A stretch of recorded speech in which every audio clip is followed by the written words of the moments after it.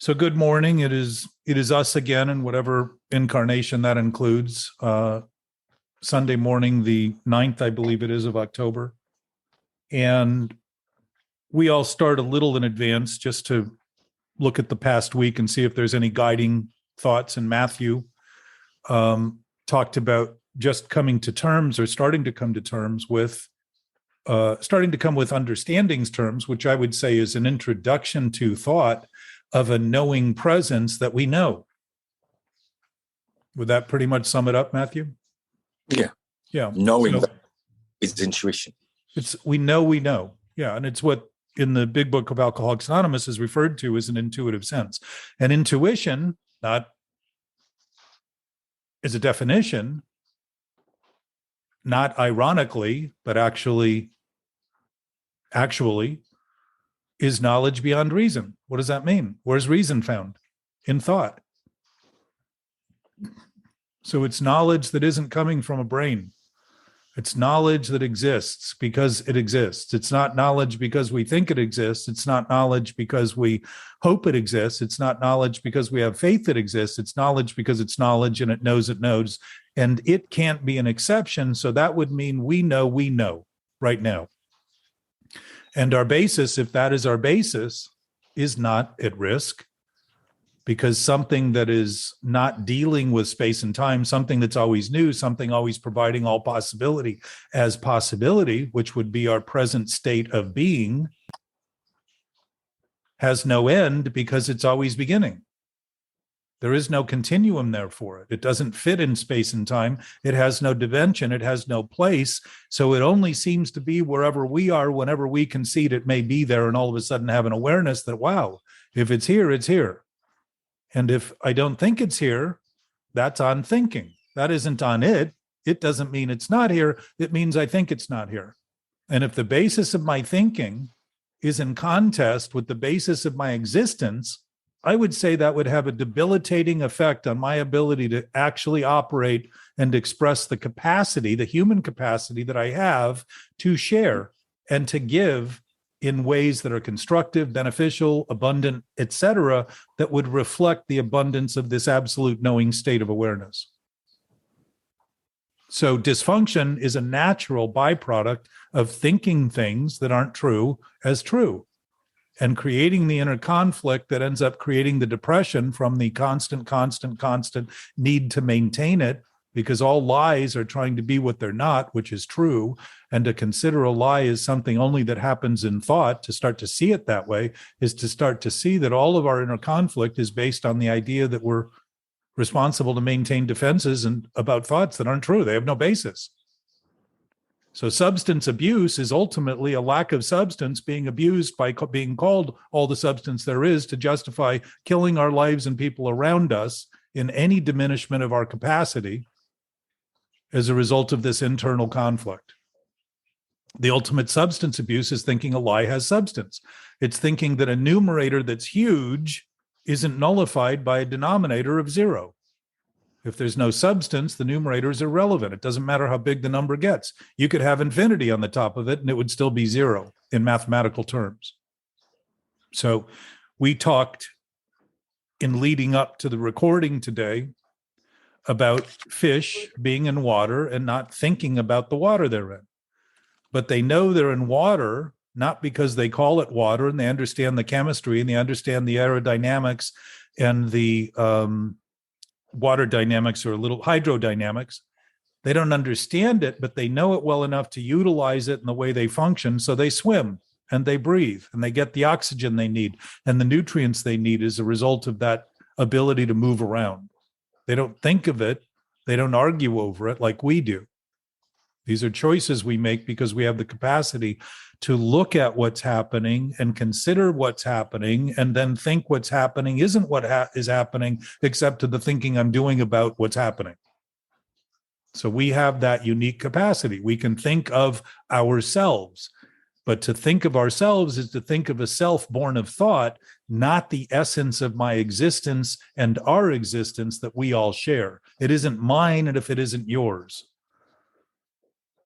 We is us. We is me upside down as a word. So this sort of turns on the head all of the attempts we've used in thinking to try to get to where we already are, and allow that knowing knowledge that is always where we are to begin to express itself through our thinking, which is what thinking's designed to do. A dam doesn't become the water it holds back. It becomes the potential for that water to become energy or to be stored for a usable point in some other time.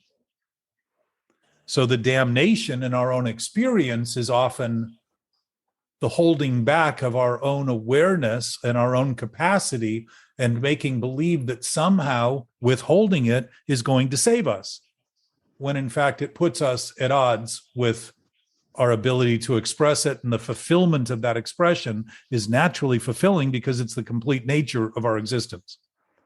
So feeling less than and feeling low self-esteem and low self-worth are accurate assessments of thinking that has no esteem, that has no worth, that has no value. Trying constantly to prove itself right by trying to overcome the wrong it creates. And that's addiction. It's how addicts work. They think that the solution is the problem. So the problem they continue to pursue is in the name of the solution. And what they need is to constantly feel better, while they're getting worse and worse and worse. They're getting better at the worst thinking they're doing to make them believe the best thing they can do is the worst thing they can do, which is what overdosing is. So overdosing on this mental condition is the awareness of depression and anxiety disorders and all of the other byproducts that are natural consequences of thinking out of order. And so what do they call them? Disorders.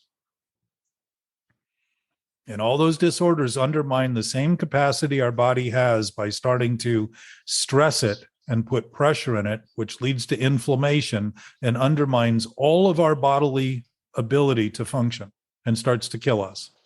We die young as a result of stress. It's one of the major components because it undermines everything in our body. Not to suggest there should be no stress, but when it's self-induced and caused by the thinking we're doing, and thinking of that thinking is necessary to continue, we have become the enemy and the master in the relationship. We become the master of the enemy, and we actually build defenses to keep the enemy in, not to keep it out. So that's a little intro, brief, compared to my normal. And if somebody has everything you said wrong, if somebody has everything you said wrong, they don't understand that you are where you aren't, and that what does that affect? Is it just that they're not happy, or they waste a lot of time? Tell us how it affects you, Anthony. I don't know, because now I got it, but I'm just wondering, if you didn't get it, what would happen? Well, didn't you admit in our opening that there are some things you don't seem to get because wherever you go, you seem to do the same things that keep coming? Yeah, I don't like that. The same buying. Something else somewhere else. I would say you like it. I don't think we do what we don't like doing. I think we do what we want to do. Or we do what we know. It's habit. Mastering something that is killing you is, I wouldn't say is knowledge. I would say it's sickness. I would say that's precisely the mental obsession with thought, thinking it's the only solution. So we think it's what we know, when in fact we're just chronically addicted to repeating it, thinking someday it'll get better if I do it longer and more. Yeah. If I get the right thing, then it'll be better. But in the meantime, I've bought 800,000 wrong things that have never quite been right enough to stop me from being compelled to buy the next thing. That's exactly how an addict functions. So my sense is, Anthony, what you're asking is, why would I do that thing over and over again, wanting to do that thing over and over again? Why would I keep choosing that if it's so bad for me? And I would say, because that's sick.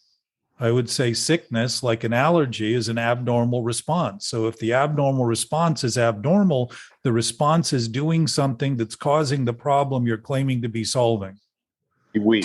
And that's basically how social illnesses evolve and are manifest. All of the conflicts we see in social society are shortcomings of ideas.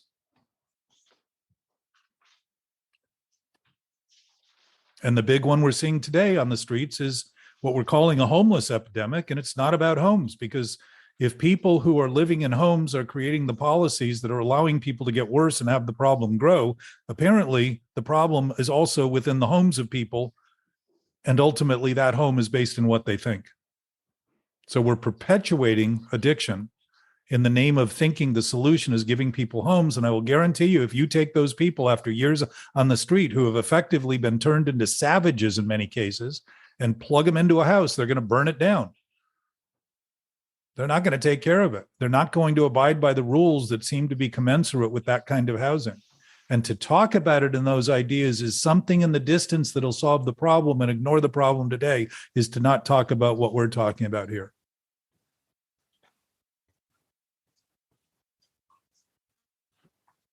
Addiction's been seen as distinct from mental illness, and yet it's categorized as a mental illness. That's almost consistent through all government approaches.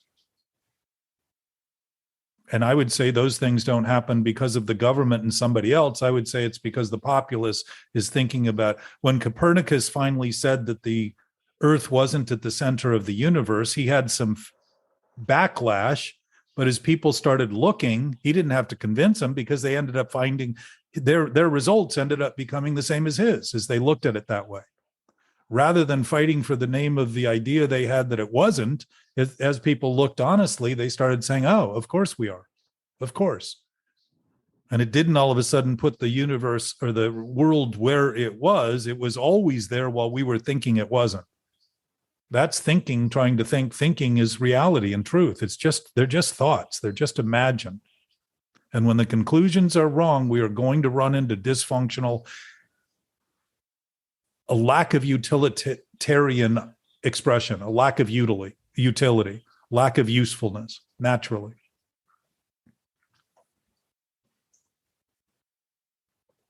And I would say this is a misdiagnosed disease that has been suffered from humans from the beginning.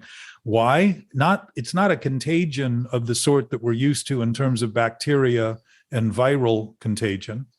It's a mental contagion that we're used to in the complicity we offer by allowing ideas that we don't think are right to just become so common because we hear them so often that we begin to think they're right because everybody else is thinking it, we're going to go along too. And all of a sudden see that cultures are built that way. We become like yogurt, we develop a culture that eventually, alcohol is basically built on that. The whole idea of taking something and fermenting it, it's the same thing. And the irony is that we actually create the chemical cocktail in our brain, the dopamine and all the stuff that's released to try to justify the emergency we create is actually being caused by we're addicted to all those chemicals we can manipulate. And then aren't there for the well-being they would normally be there to offer. So what do? Augment them with more commercial ends.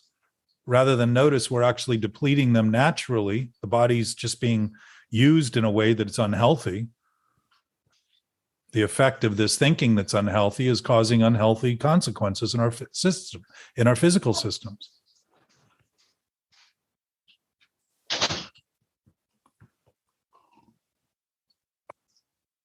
So healing is normal, disease is abnormal for bodies that are designed to maintain homeostasis, which is balance.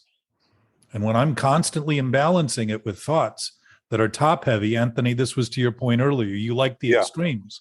If you like the extremes, then you like being out of balance. Because to commit to one is to make the other completely, it's to turn that teeter-totter to the point where you're sitting on the ground and the other end's high, and you want to get high, so you've got to push that side down. And now you're constantly in that manipulative phase of trying to think and outthink yourself, when in fact, the teeter-totter is actually sitting on solid ground the whole time. Anything that's imbalanced is sitting on something balanced for it to be imbalanced. And so we're talking about the natural balance that isn't ever even imbalanced within an absolute state of knowing. It can't be out of balance. There's no such thing in it because there's no parts or pieces. There's no weight. And I would suggest we've all known this. We all have those moments of clarity. We all have that awareness that something greater is at hand, that something more possible is possible. Fantasy would be largely used in that direction, to consider things that seem improbable, but certainly are recognized as possible. I got to see it firsthand. A friend of mine, she broke up with her boyfriend. He was cheating on her. He was like the worst guy in the world. And she's so crushed that they're not together and her life is so terrible. It's like anybody that knew the story would think it's the greatest thing in the world that she's not with him anymore. But she's so used to that, or just wants that chaos. And it's just so bizarre to watch. If the contention that we want what we think and we choose things we like, and the things we choose that we like are sick, then it's no wonder we become addicted to the conditions that manifest as a result of those sick thoughts. They seem when you're watching, they seem to be the one thing we control. So controlling the mess and misery is our claim to fame within the addictive cycle of thought. Yeah. Anybody else seeing it from the outside would think, God, what a terrible relationship. We're losing you, Anthony. For some reason, I guess because I'm stepping in an elevator.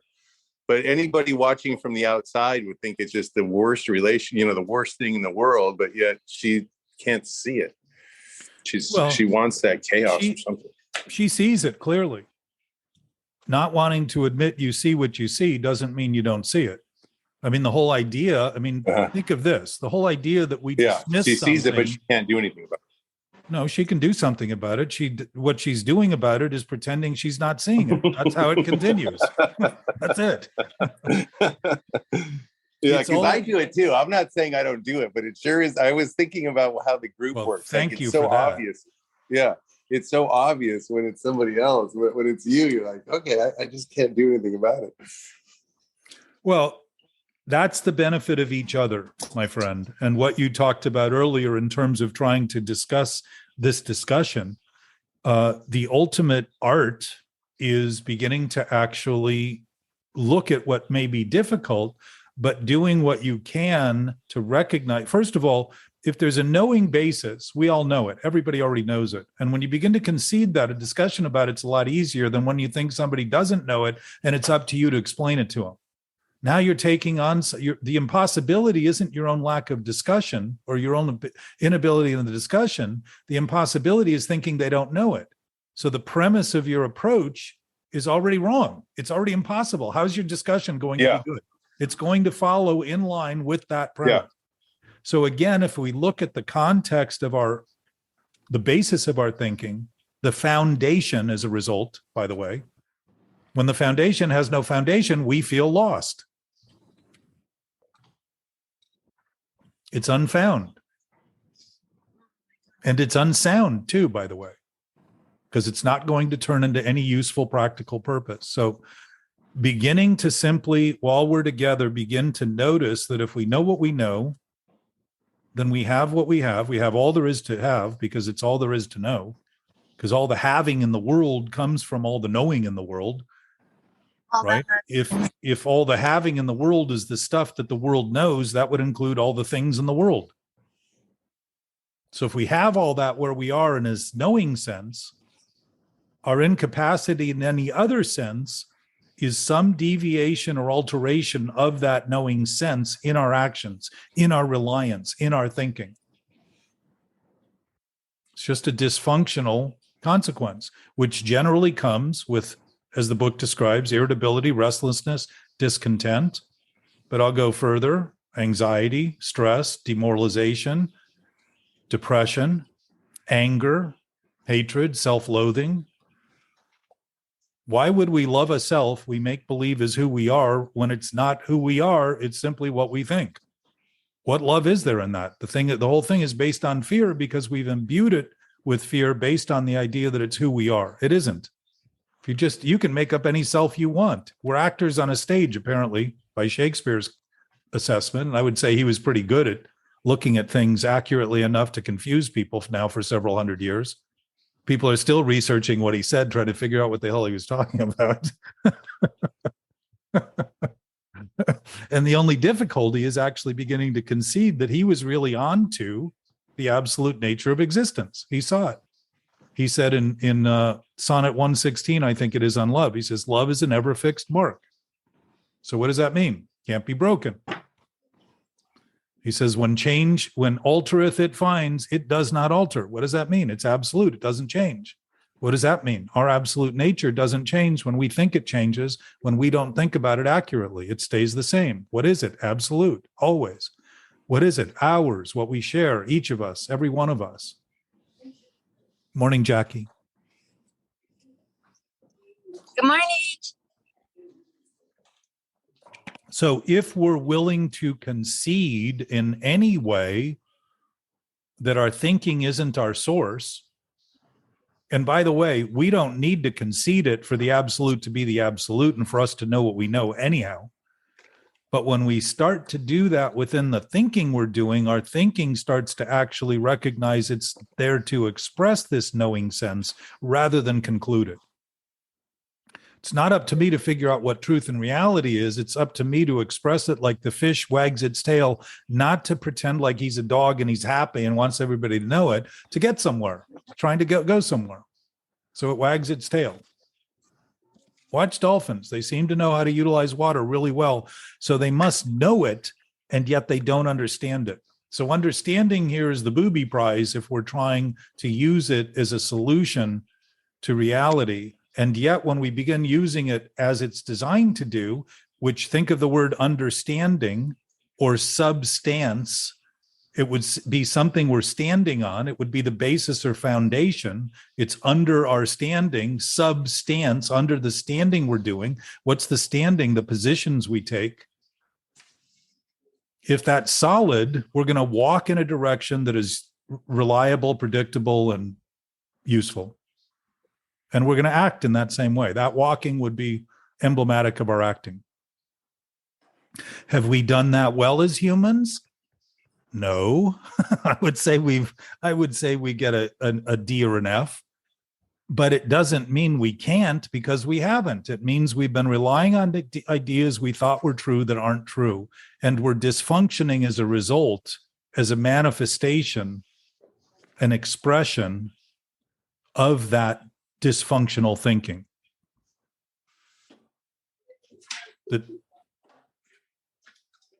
The difference between what works and what doesn't work is a thought that's substantive enough to be applicable.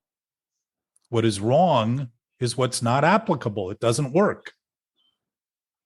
Doesn't mean we shouldn't think wrong thoughts, but when we do, noticing the conflicts is to begin to say, oh, and Anthony, this goes back to you. You keep asking, what is it? What is it? What is it? You're looking for something you're experiencing, and rather than just simply concede the experience as indicating something is wrong and stopping there without looking, there is no further to look at than the immediacy, because the only thing that's ever happening is in the present. I had to laugh because Craig, this guy, the most spiritual guy I knew in AA, I just kept, when I first got in, I was like, I want to be spiritual. Teach me to be spiritual. How do I be spiritual? And he's like, it's an inside job, Anthony. Something like that. Like you just can't learn to be spiritual, I guess. You can't try to do it. Too bad. Well, you can. But if you're already that thing, if a car is already a car and it's trying to be a car, think of that. If a car had a brain and it was all the time trying to be a car rather than concede it's a car, it would create conflict. It probably wouldn't run as well. The stress of a car is the driving of the car, the utilization of a car. It wears out eventually. It's designed to. Entropy is going to have it eventually turn to rust and fall back into the elements it was made of. But if we're stressing it in the meantime and causing a premature wearing out of that thing, I would say that's the anxiety and stress of modern society, modern human endeavor.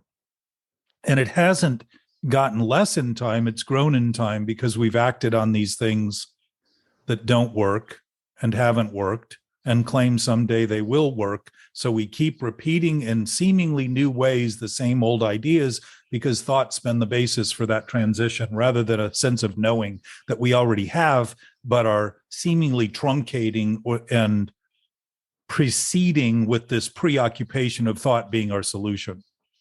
It's not to say thought can't express truth and reality. It's designed to, but it's not up to us to determine what truth and reality is. And when we begin to realize it is what it is, and we know what we know, it becomes a lot easier to start doing things that may seem surprising to us because they're well beyond the scope of the expectations we created that were always limited by the thinking we were doing.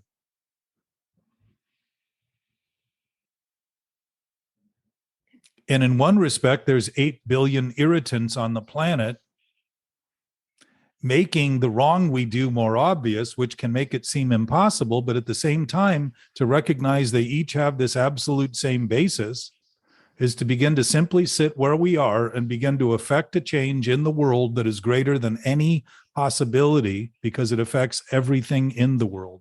Any possibility I think of is going to be limited, rather than see that my own awareness begins to affect everyone in a way that everyone becomes capable and able to start seeing what they've always known and admit it, because the conversation is coming. It's a thoughtful conversation rather than a thoughtless conversation trying to promote more ideas that aren't true, when in fact truth and reality, if it's true and real, is in fact true and real for everybody now, regardless of the language and the division of national boundaries and all those things. This is a unified field, and it includes the animals and the plants and the molecules in the air and all the metals and everything. How is it that inanimate objects that don't think seem to know what they're doing so perfectly well to have allowed the universe to continue 14 plus billion years, or whatever they have it calculated now? And yet we think it's up to us to figure it out. If scientists look from a knowing point of view, which they always do, but then subvert that with a thinking point of view, an academic point of view. Einstein used to say that when he was considering things, he'd go back to his study and recapture the state of mind he had at 9. When he was interested in looking at things and he wasn't filled with ideas he thought were true that conflicted with it, he'd go back to that knowing nature of youth. And that would give him the clarity and the simplicity to start seeing things based on how they were functioning. We could solve many, if not all, the problems that seem to be insurmountable today quickly by starting to see that the source of the problem has been in the thinking we're doing about it, rather than see it as something that's impossible to overcome. The impossibility is the one I have in my own thinking when I think it's impossible to overcome because everybody else is going to continue doing it, and see and miss the fact that if I think it's impossible, it's the impossibility of my own thought that's causing that impression. And what are impressions collectively? Depressing. There is no impressionable essence of a knowing sense that is a presence that's not in space and time. It doesn't function in distance. It doesn't function in weight. It doesn't function in this or that, then and now. There is no here and now in the present state, only for humans that are here, where I am, where you are now, where we are within time. The here and now is a human function, not a spiritual function. So it seems perplexing to thought, because it starts to have thought fall apart to even consider this very quickly, because the reliance on it begins to reveal the conflict by just trying to, once again, try to figure out all over again, once again, all over again, how to figure it out, rather than say, it's already figured, it's already out, it's already in. There is no in or out. It's just something that's unfathomable to reason, which is why intuition is knowledge beyond reason. It's just knowledge. It's just we know, and we're aware. And I will suggest we would not suffer the anxiety, the stress, the hurt, the depression, the sadness, the sense of disconnection if we didn't know better. All of those states would be normal for a frustrated, struggling creature trying to simply breathe clean air and drink good water and eat good food to survive. All of those conditions would be natural. But we know they're not, which is why they're depressing, why the inner conflict is obvious. So I would suggest all those things, anxiety disorders and all that, are all perfect evidence. We know exactly what we're doing. And if we admitted it, we'd start to see the solution to those things, rather than continually develop new anxiety disorders that get relabeled in some other fractured sense, while we keep trying to divide one in half and finally get to the freedom of zero. It ain't going to happen. It's impossible. It's interesting that we talk about wanting to live forever, but when a number in a fraction, I believe pi would be one of those, 3.14, et cetera, et cetera, et cetera, it goes on forever. We call those numbers that go on forever irrational. Yet we talk about wanting to live forever. So I would say we're irrational talking about wanting to live forever when we're not recognizing that forever never comes, but the present nature of absolute life is where we are now. It isn't somewhere else. It isn't some place to get to. So we identify these things in the way we see the world we call ours, and yet don't notice the things we're doing because we use them in ways to justify the sickness of the thinking rather than the health of our nature, the natural health, the natural design. And the sickness is natural because it's a guidance system to say, you can go there, but it's a direction that isn't going to produce any kind of result. You can plant those seeds and never water them, but you're not going to eat.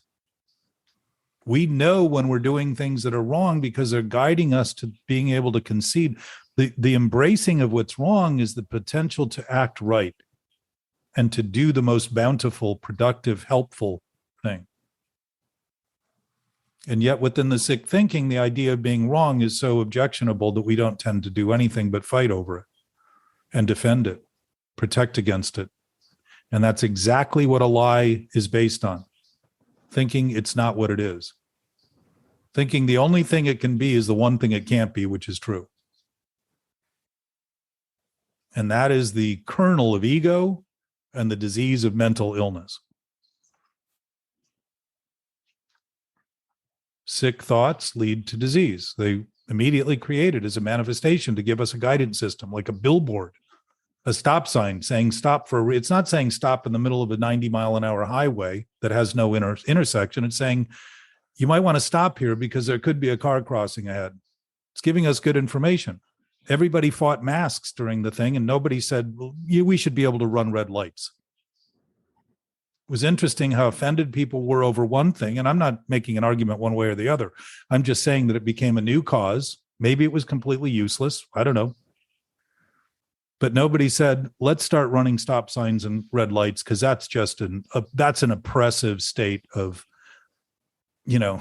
state of too much governmental interference. People seem to, now I'm in LA, they were running them like crazy. But one woman killed 5 people downtown running a red light that way. So, the consequences don't always occur, but the potential for them, if they're potential, eventually the odds are, statistically, it's going to occur. So that guidance system is giving us guidance for good reason, ironically. It's actually giving us good reason. And the reason common sense is so uncommon is because we really don't make much sense. We talk about common sense being common, but it isn't. We've been underutilizing and misutilizing our own ability to think rationally by making believe things we think are true and real when in fact they're just thoughts we've decided are true and real. The other thing about a lie to consider is that it doesn't require, a lie isn't only something we know we've done that we're denying having done. A lie is any wrong thought we have that we think is right. So they're all going to nest in this sort of restless, shitty, thorny nest. They're all going to always live in that sort of element.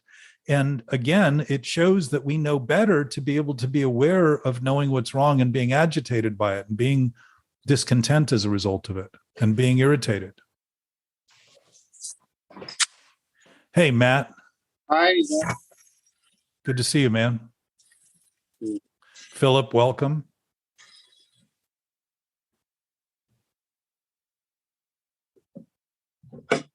Hey, Jack. So the question is, if there's a question, the question is there's no question. In an absolute knowing present, there is no question, so there's no doubt. And I would suggest the only things we ever think about are things that are questionable. Why? Because we're in doubt.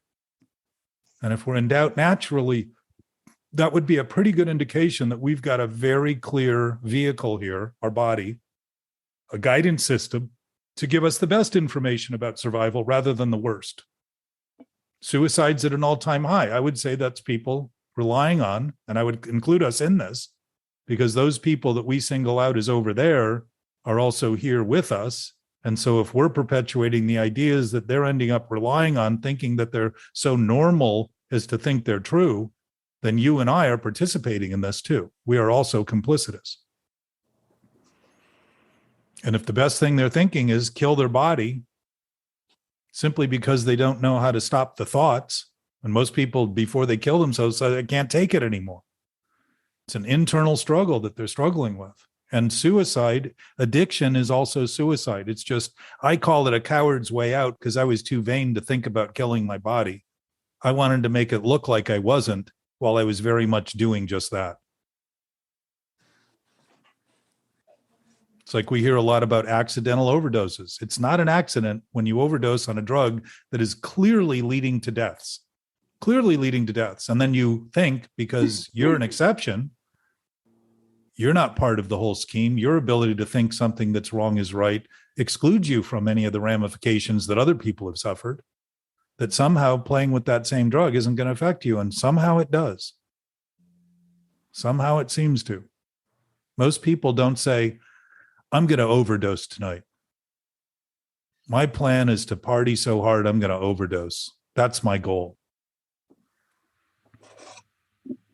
So the overdosing on thinking gets us so chronically depressed, we think the only thing to do is try to change the feeling rather than notice it's the thinking that's causing the feeling. The depression is the resistance we have to noticing that we're resisting truth and reality, or thinking we even can. Two ways to approach it creates the depression, like a tropical depression. Generally, that's a forewarning of a potential hurricane or any of the other things that come.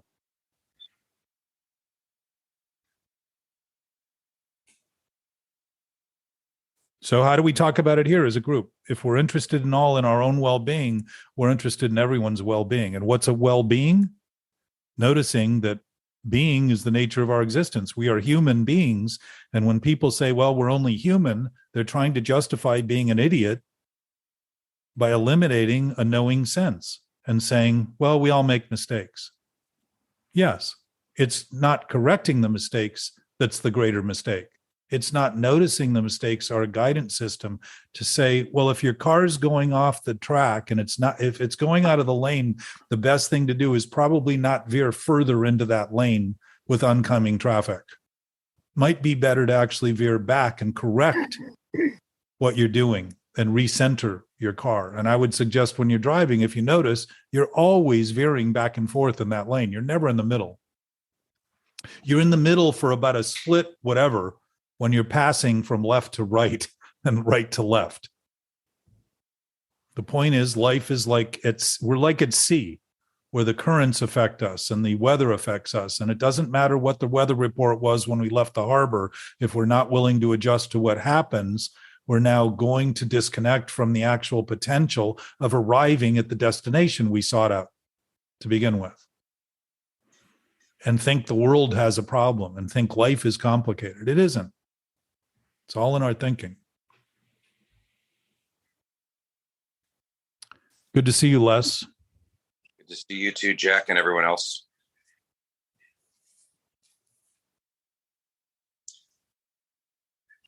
So how do we talk about it in terms that are present, since we're always speaking in the present, but normally filling the present with things that aren't happening, as though solving a problem that's no longer happening is incumbent on resolving the present, when the present, where everything is not a problem.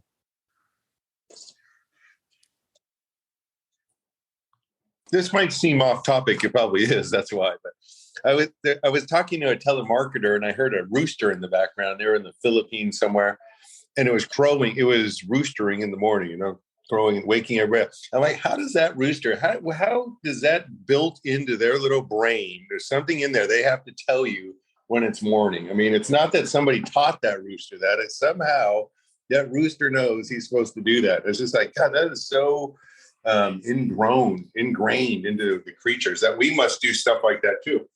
Well, Anthony, if you know right now, and you think it's surprising that a rooster knows, I would say right now you're discounting the fact that it doesn't take a huge brain, and we have a bigger brain than a rooster's, for you to conclude that somehow it's some odd thing that it's doing what it's doing, because it's exactly designed to do just that. And why doesn't the female do that? Why is it only the male? I was like, What's the difference? What's the difference? So You know what the bizarre. difference is? You wanting to think that a rooster and the female and coming to that conclusion is going to somehow give you something to think about right now that is only happening in your brain and not noticing that you're bent on trying to figure something out that's irrelevant. You know why they do it? Because they do it. Well, I kind of wanted to figure out, get to the bottom of it. I'm like, I got it, Anthony. You know what the bottom is? It's a grave. That's the bottom. And you know what the present is? Superficial, available, accessible, always readily available, always now, always here.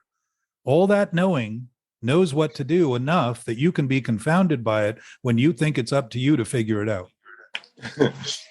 The rooster isn't thinking, well, I hope Anthony gets back to me on this point. Right?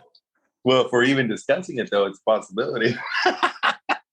Well, then perhaps you'll give a little credence to the possibility that thinking about it is just another distraction to the knowing you have right now that could complement the conversation we're having in a direction that allows you to function on a level that actually interacts with what's going on rather than what you're imagining is happening.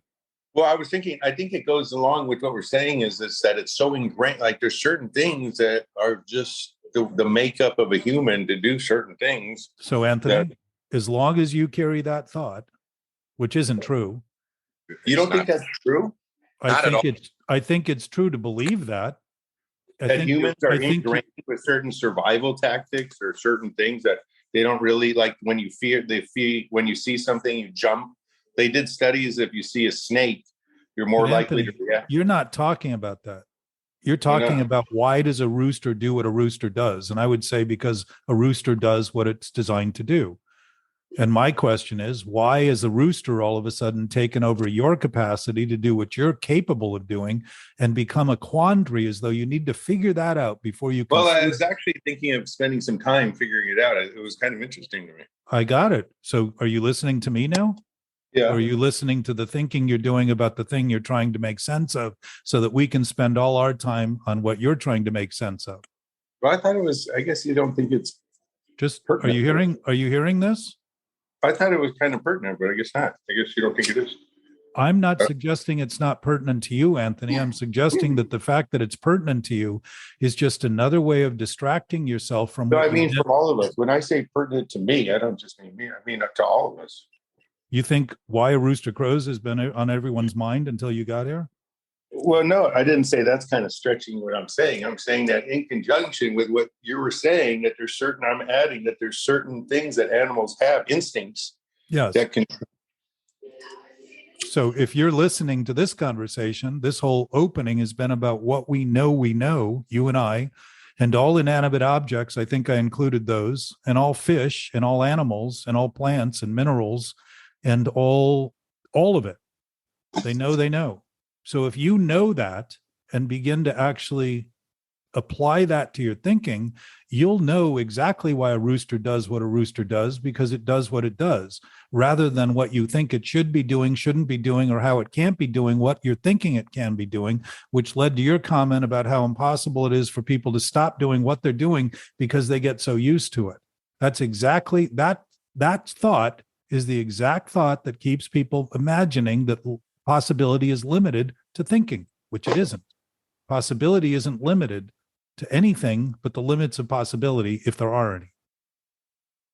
So I'm drawing you a little into this conversation, Anthony, and using you as a good sounding board to just look at this and see that knowing you're talking about is your nature and all of our nature, and that is something we all have in common. So too everyone else that is, and everything else that, all that is and all that are part of that conversation. Everything, everywhere, and everything beyond the everywhere we consider everywhere. Everything at the subatomic level that hasn't even been considered to even exist. It's part of that right now. So we don't have to understand it. We don't have to be chemical engineers, physicists, or any of it to know that whatever it is, it's doing what it's doing right now.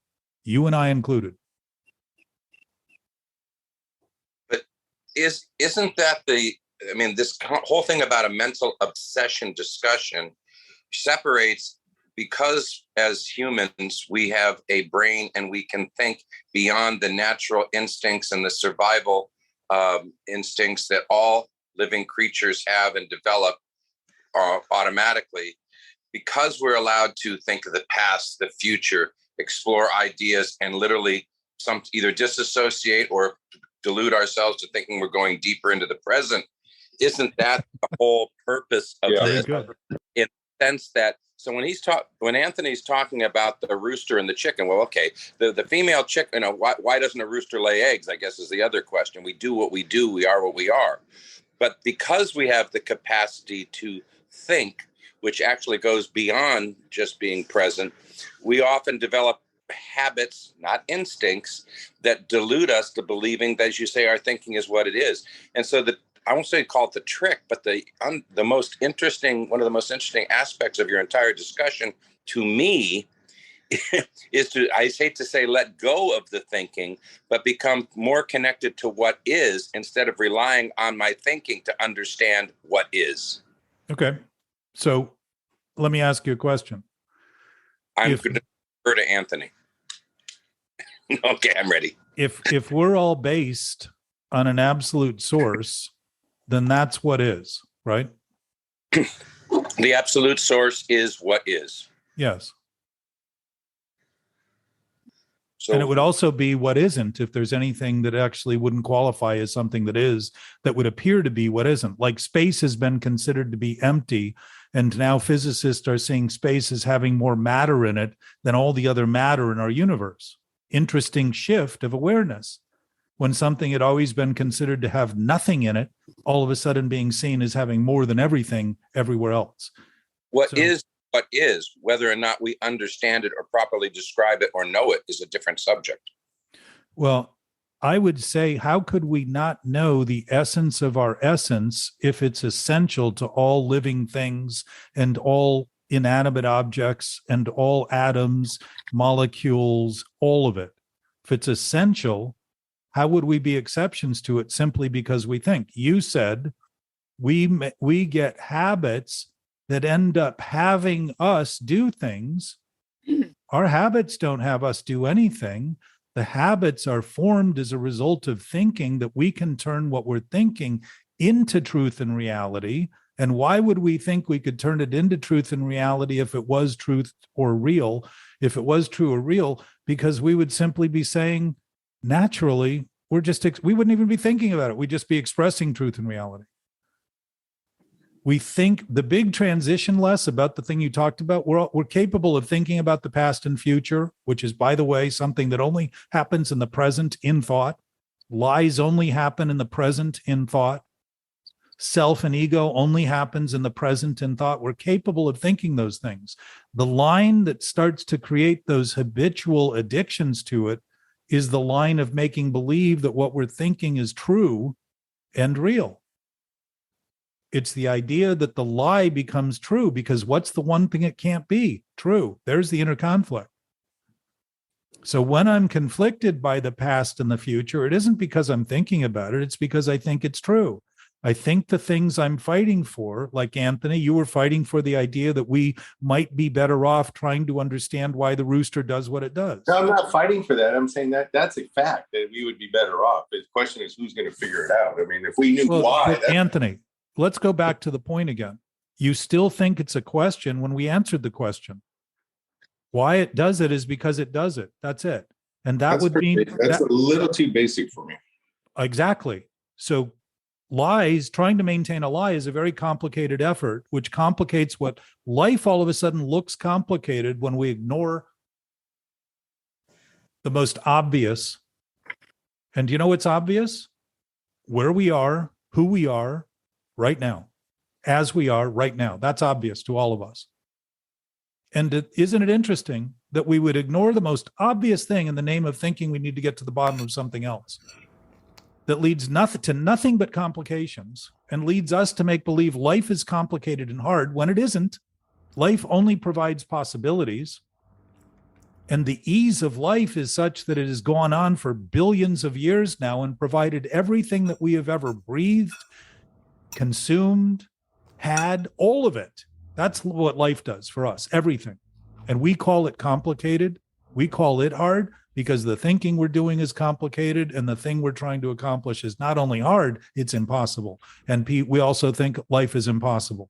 We're not thinking about life, we're thinking about our thinking. We're admitting it openly and blaming it on something else by trying to shirk the responsibility that we naturally have as beings, as knowing beings. We're responsible for the choices we make. We want what we have, and end up trying to make believe it's something else, somewhere else, like a habitual thought that's now attacking me, when I've created and maintained the thought that I then use to justify it's having this impact on me as though it has a life of its own. Interesting that I would first think I can turn what's not true into truth and reality, and then think that I become the creator of life almost immediately afterward by thinking thoughts are habitually attacking me, as though they have a life. They don't. Ego is an idea that who I am is what I think. That's it. No more. You want to let go of ego? Notice that you've never hung on to it except in the immediate make-believe ideas you have about who you think you are. That's it. There's nothing there. Absolutely nothing. And the fact that you've done that repeatedly, if you've done that repeatedly, I'm not going to tell you have, I'll let you decide, is an indication of how addicted and blind we get to addiction and not notice what we're doing, because we use everything and everyone else's justification for it rather than see we're causing it. We've always had choice. We've always been free. We make the decisions we make, and as a result, we suffer the consequences we face in all respects, at all times, because every time is always in the present where there is no time, there is no space. The infinitesimal moment cannot be quantified. So it isn't in space or time. There's no weight in that. None. There's no depression in it. There's no lie in it. There's no complication in it. There's no lack of truth in it. There's nothing missing from it. Nothing possible to be missing. That's our essence. This can seem so unfathomable that when people through history had presented ideas that were absolutely accurate, a lot of them were threatened with being burned at the stake. And it took years and years and years, decades and centuries for people to come around to finally say, oh, he was right. Whoops, we probably shouldn't have burned him to death. He was actually onto something. Yeah, well, we'll just kind of pretend that didn't happen. And also notice we're doing it today. Let's ignore that too. And, there is no hatred in love. There is no hatred in an essence that knows. There is no threat or fear. There is no doubt. There is no question. There is no lack of survival. There is no scarcity. None. And when we think of abundance, it doesn't even come close to what's infinite, because what's infinite has so little limits that anything we think of it in terms of size is a fraction, an exponential fraction of what it actually is, because it isn't in space and time. It doesn't occupy size and space. That takes a bit of a gulp. It's like 7-Eleven's big gulp. It's sometimes hard to drink the whole thing. But these things that seem to get stuck in our throat, like Adam's apple, sort of indicate that we just simply choke on our own words because we're actually filling ourselves with ideas that aren't true. And a waste product is recognized as shit. And we talk about getting our shit together openly and having shit to do every day. We're admitting openly that we're doing things that are probably not absolutely necessary to our survival, but we think they are because within the context of the thinking we're doing, we think it's the only thing we have to do. And think about having to have to do something. That's a redundancy.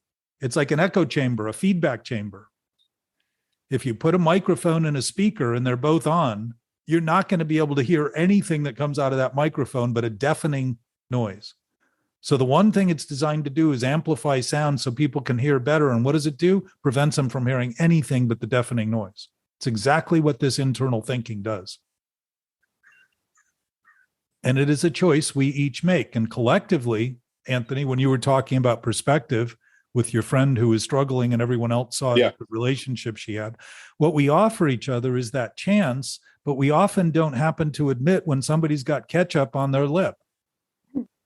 We seem to be reluctant to not mention the most obvious thing that might help somebody in the name of feeling awkward about it, when in fact we're maintaining the awkward thing we're feeling awkward about. Morning, Nick. Morning. Well, afternoon here. So if this essence is an essence, it's essential. It isn't a negotiable, optional, here and not there, there and not here, them and not me, us and not we. It's all of us. It's everything, all of it, everything.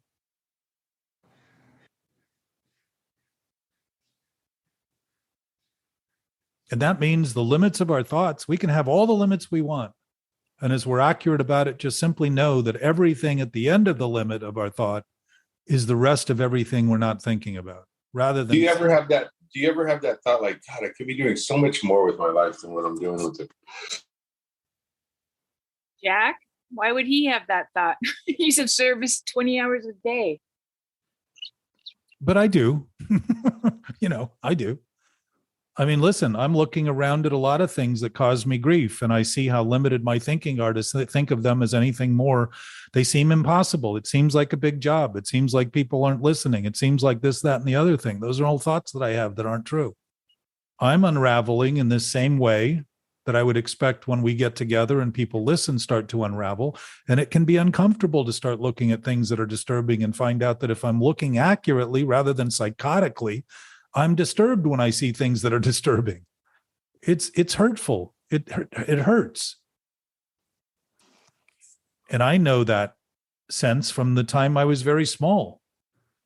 Just a sense of displacement. And it wasn't necessarily only what I was thinking that I was seeing, because beyond the thinking I do, when I start to notice the incapacity I create are also problems that can be helped and assisted and resolved in the actions I take and the thinking I do in relation to those things that are also hurting.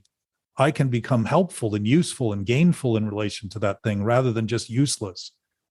And once again, just sore and upset over it and feeling damned by it.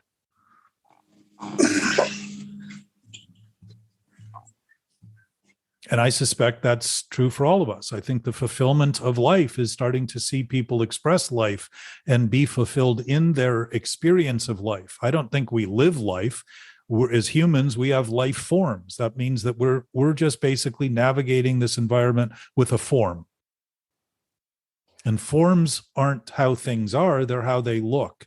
So how we appear isn't how we are, it's how we look. And if I'm constantly fighting for appearance, I'm fighting for the form rather than the essence, and realizing that it's something that's absolutely shared with everything and everyone. Always has been. To any degree, I think on a basis that doesn't allow that basis to be introduced to my thinking, I think of thoughts in ways that they're not designed to express.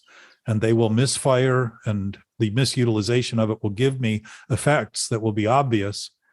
And if I'm addicted in those thinking, just like Anthony, when I'm talking to you, if you're obsessed with the thought, and this goes for everyone, if you're obsessed with the mentally obsessive thought, you're not hearing what I'm saying. What you're hearing is what you think I'm saying. And largely what you're going to want to hear is what helps you think the thought you're having is so right that it's the only thing I'm saying. You're actually discounting and diminishing and not listening because it would risk the threat of that thought and the substance you think that thought has in your mission to try to escape what we're doing here with a thought about something that you'll get to at some other time. And that if I could only get to the bottom of it, and yet unwilling to notice that you're at the top of it right now, and all we ever have is the superficial nature of an absolute present state of being. Jack, I have a question. Uh-oh. Yeah. It's good to see you, Nick. Yeah, it's good to see you. It's good to see everybody.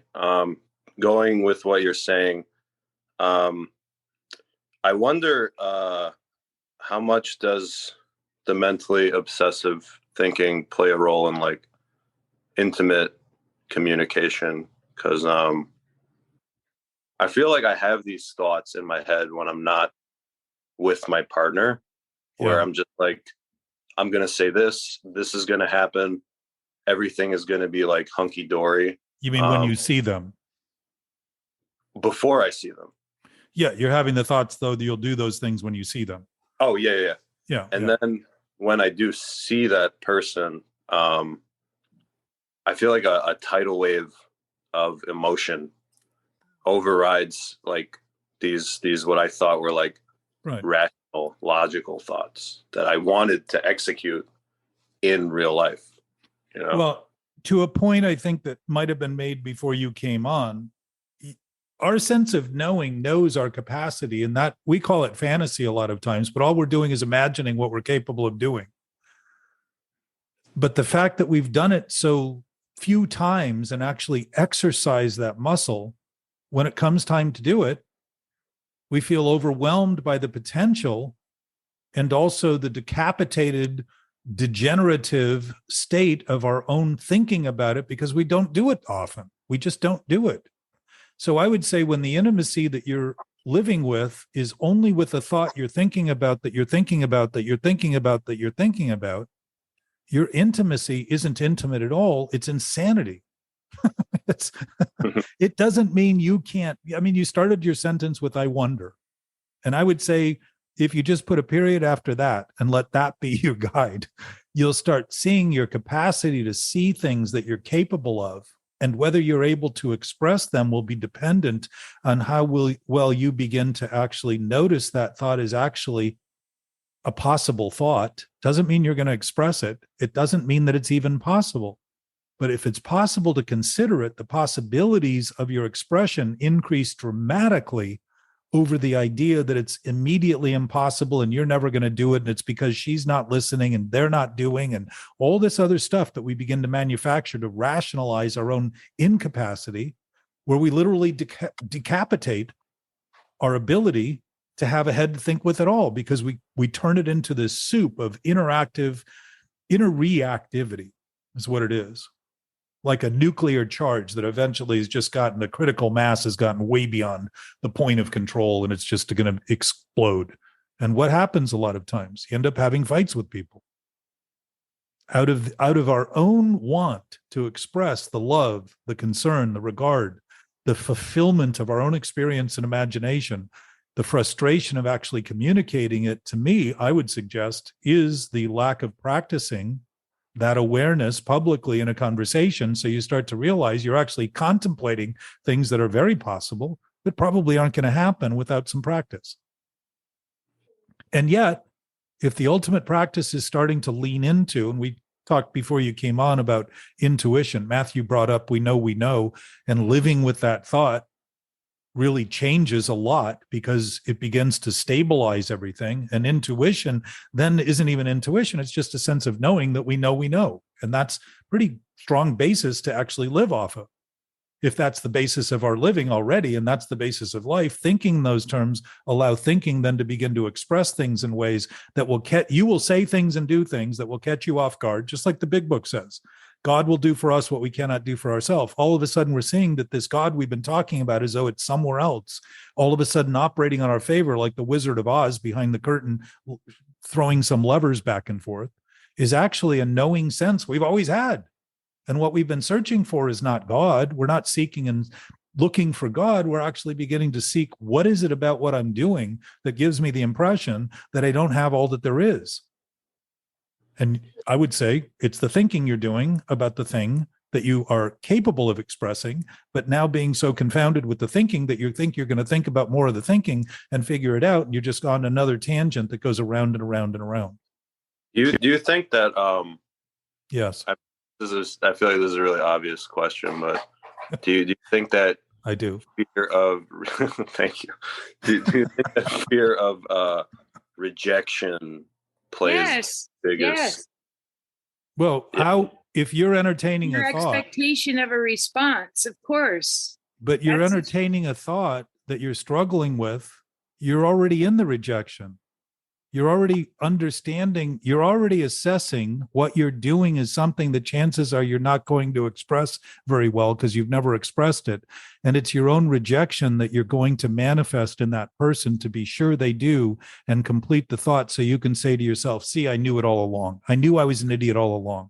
I knew I was incapable all along. I knew people don't love me. I know all those thoughts I have about them now are true. That's how the sick thinking works. We actually manifest the problem we claim not to want. It's exactly the same with addiction. What does the addict do? Wants to feel better. Why would somebody constantly want to feel better if they weren't doing something that was worse? So what do? We overdose. We do too much of the thing, and all of a sudden our body can't take it anymore. What do we do in our relationships? Blow the relationship up. Forget about the immediacy of our potential and just say, you know what? I don't know that I have ever been intimate enough to even have a conversation with somebody that amounted to anything that felt good enough to admit. And you tell somebody that openly, you're going to give them a lot of freedom to say, wow, I do that too. If we've all been doing the sick thing long enough, when you mention it, it's very freeing. And to think that you need to come up with some new, you're an actor, Nick, right? Amongst other things, yeah. Well, and a writer. To think that the role you're playing is the only role possible is to think that that role is so true. There's no other possibility. It can't be true if you're making it up in thought. I do think the fear is of that you, because the first sentence you said, I want to express myself, and then I do this, and then this happens. That expectation that was tethered to your expression, that's what I feel like it was getting in the way. And I don't know how we can just express ourselves without some kind of expectation. That would be otherworldly. But the idea that we should have no expectations, by the way, is an expectation. Well, it's like procrastinators. Interesting, people complain about procrastinating, but they never put it off. The point is that we don't think honestly about what we're doing. Expectations. I never make a choice that I don't have an expectation of a result, ever. I never say to myself, I'm going to go through this effort, and what I'd like back is absolutely nothing. What I would like back is to have less than I started with. What I would like is to eat. I'm going to make a meal, but I want to starve tonight. Never works that way.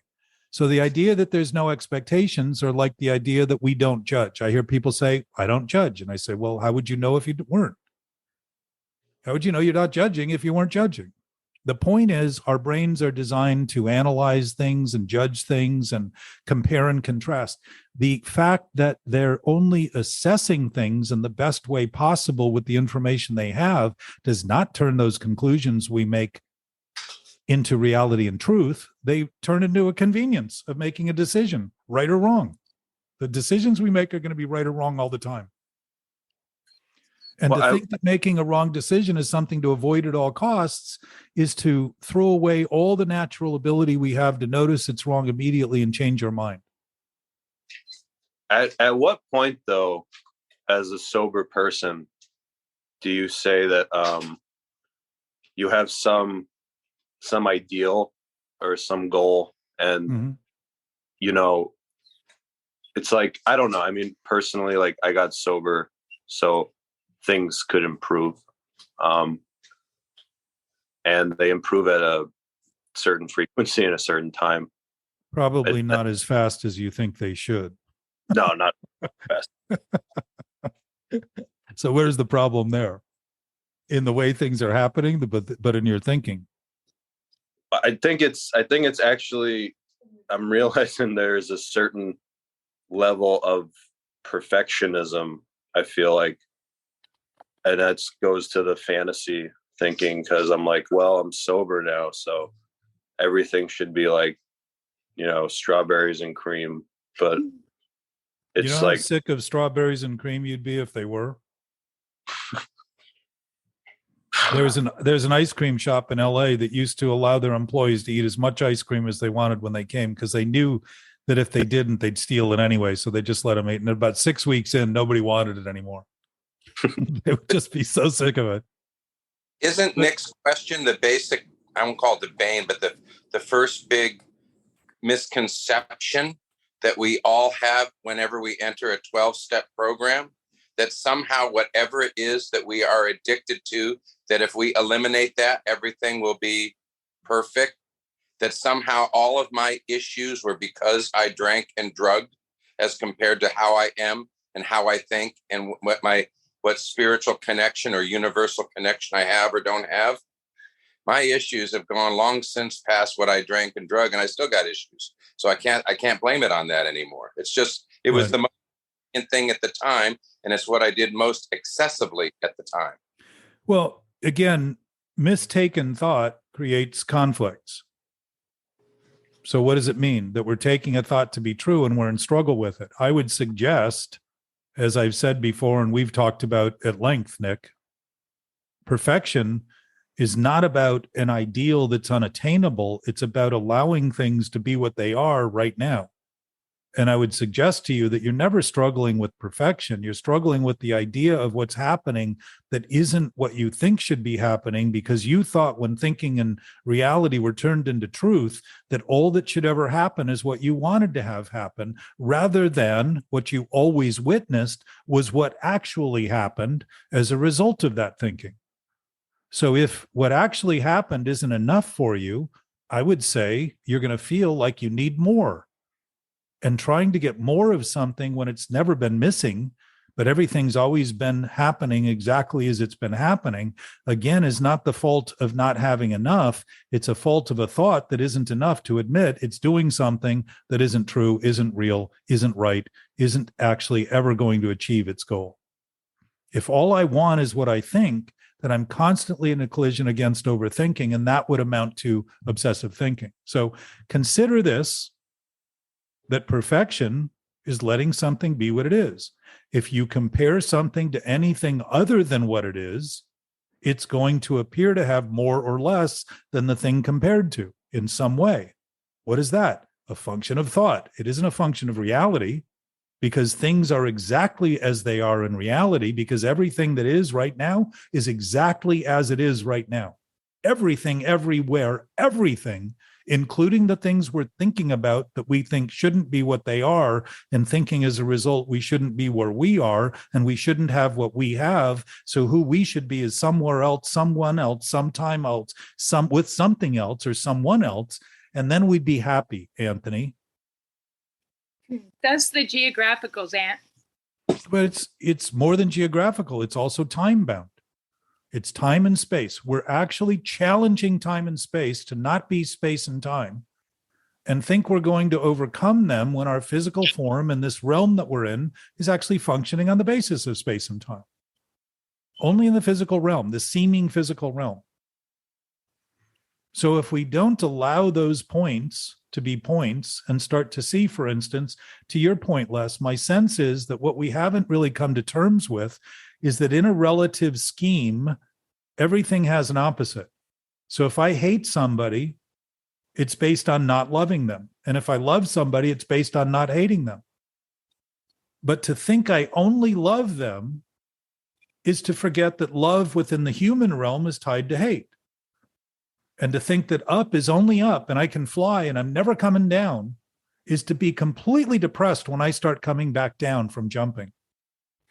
And to think that left is the only thing there is and I have to go right is to feel that my whole life and world has been upturned. The fact is, everything has an opposite point. And to make one point doesn't exclude, what do people fight over? Their point, their extreme. What do we want? Our extreme. What are we doing? We're like on a bungee cord, creating more and more tension to that other extreme. What is pretty popularly known? Opposites attract. Why? They're not apart.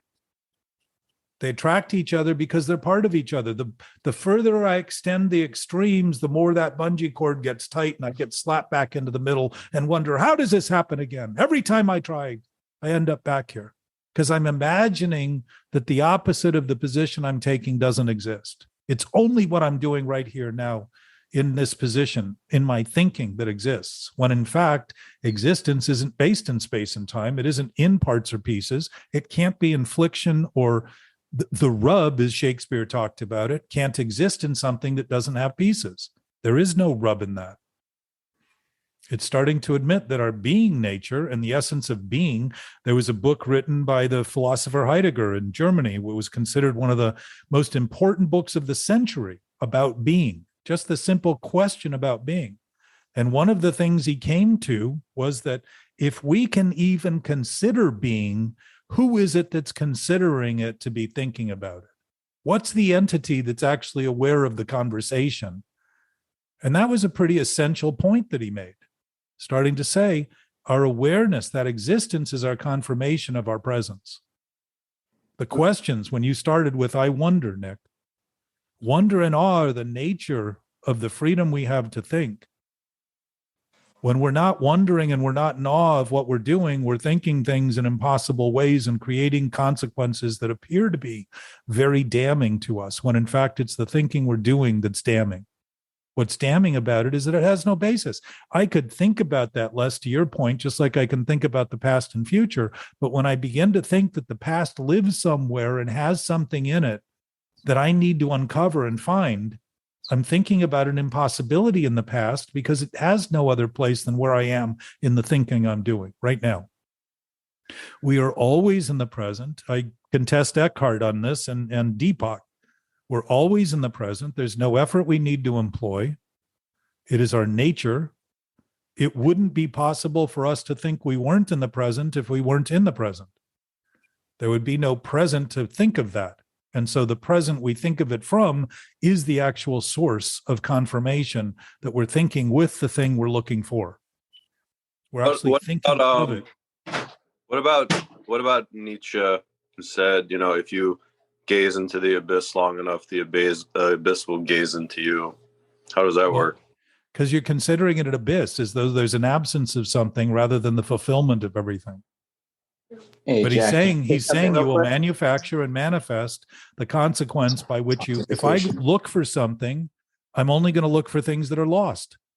I'm not going to look for what's there. I'm not going to see what's there. I'm not going to see the answer I'm looking for. I'm only going to see things that contend with the question I'm asking. I have looked, I don't know how many times, for my keys when they're on the desk, but I was thinking they were lost and looked right at them and went on and looked somewhere else. I don't know how many times that's happened in my life. And I admit that, not because I want to look like an idiot, but because I do idiotic things sometimes with the thinking I do.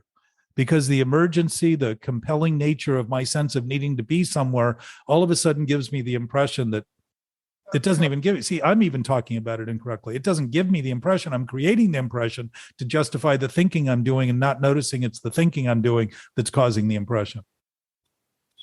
It's very easy to not be accurate in this thinking, but it's also very easy to notice the inaccuracy because it starts to speak to impossibility very quickly rather than possibility. And if life offers anything, it's possibility, not impossibility. But it also includes the impossibility of thinking that something impossible is possible. So the fact that we have that that freedom we have, one of the things we're free to do is think that what's impossible is possible and then wonder why we feel like everything's impossible. And that's a good segue into Philip's question. He has his hand up for a while. Philip, where are you? I'm here. Speak. Hey, just because I know thought you were waving. Jack, was I really waving? I thought he was doing a high five. I don't pay attention to those things very well. That's okay. I noticed. Just because Nick and I have had some conversations before and that kind of dropped off. I would say in my knowing Nick a little bit through those conversations, and the reason I can relate with Nick is because I would think that the reality in my head was reality. I thought that, it was God. And then I would always wonder, why are things manifesting the way that I think I don't want them to manifest? And I didn't realize until later on, it was just because I was giving attention to it, it would start to manifest. And the attention is the manifestation. Exactly. And how do we know you're not God? Because I take a shit in the morning.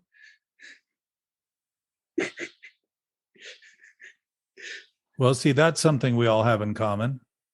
Yeah, I don't think God takes shits. Well, he has us. Well, I guess we are the shit. No, even God, we think of it as a he, we think of it as an it, we think of it as somewhere but not here. If that present is present, If presence is present, that's where the essence of that non-space-bound, time-bound thing that seems to confound us and yet would be all the knowing we already know. And what's confounding is to think it isn't. That's all. And to think it is and start to actually consider that, you will automatically begin to have thoughts that would never occur to you because you're actually beginning to ponder and explore and look beyond the horizon and realize that even the horizon has never hit anything because everything that seemed to be hidden was always there.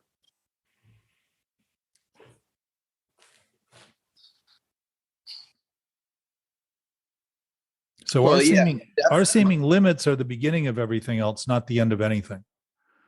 And that isn't an affirmation, and that isn't trying to think positively. It's just noticing that when thoughts go round and round, the limit they create is not a real limit. It's an imposed limit of thought.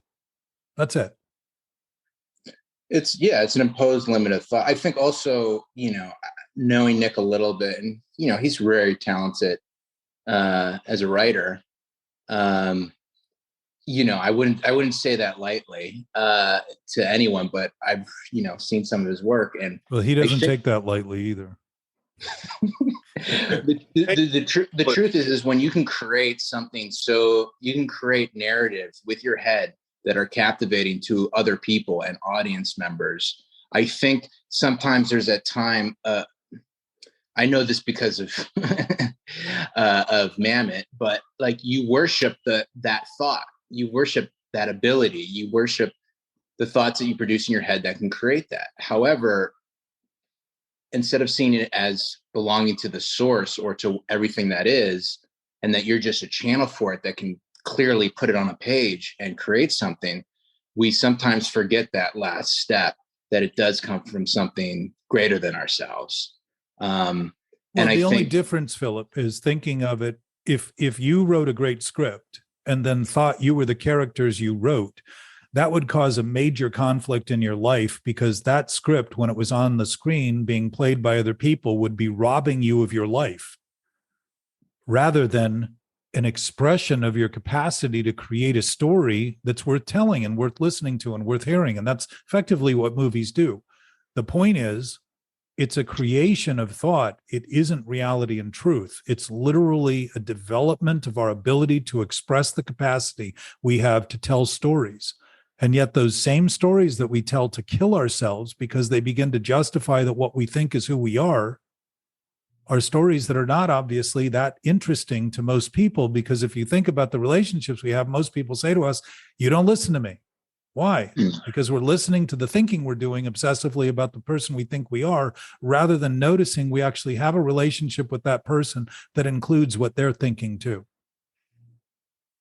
Well, that's interesting because, the profession I did as a second career, the recovery coaching, and I basically got paid to just listen without any opinion and just listen truthfully to somebody and give honest feedback based off of what I heard from them. And it's funny that I think I've said this before, but Eckhart Tolle talks about how the one thing that children want more than anything else is their undivided attention of their parent, to be fully present with them.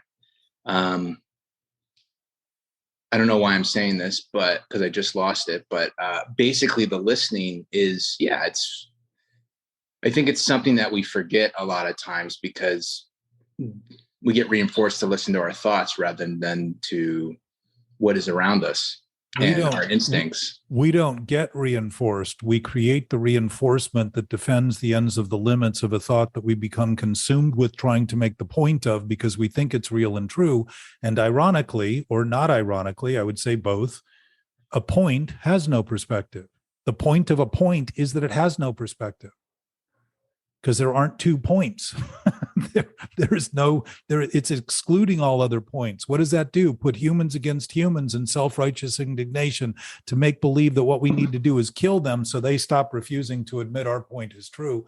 And then when we win, we say we're the winners because they're now thinking like we are, when everybody's just afraid of being killed, so they go along with it.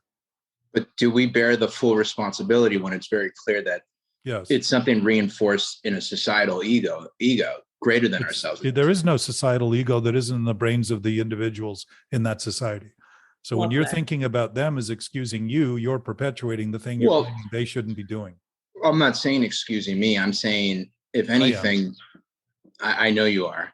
I think what I'm saying is that then the responsibility goes on us on a moment-to-moment basis to take It responsibility. doesn't go for on that. us. It is us.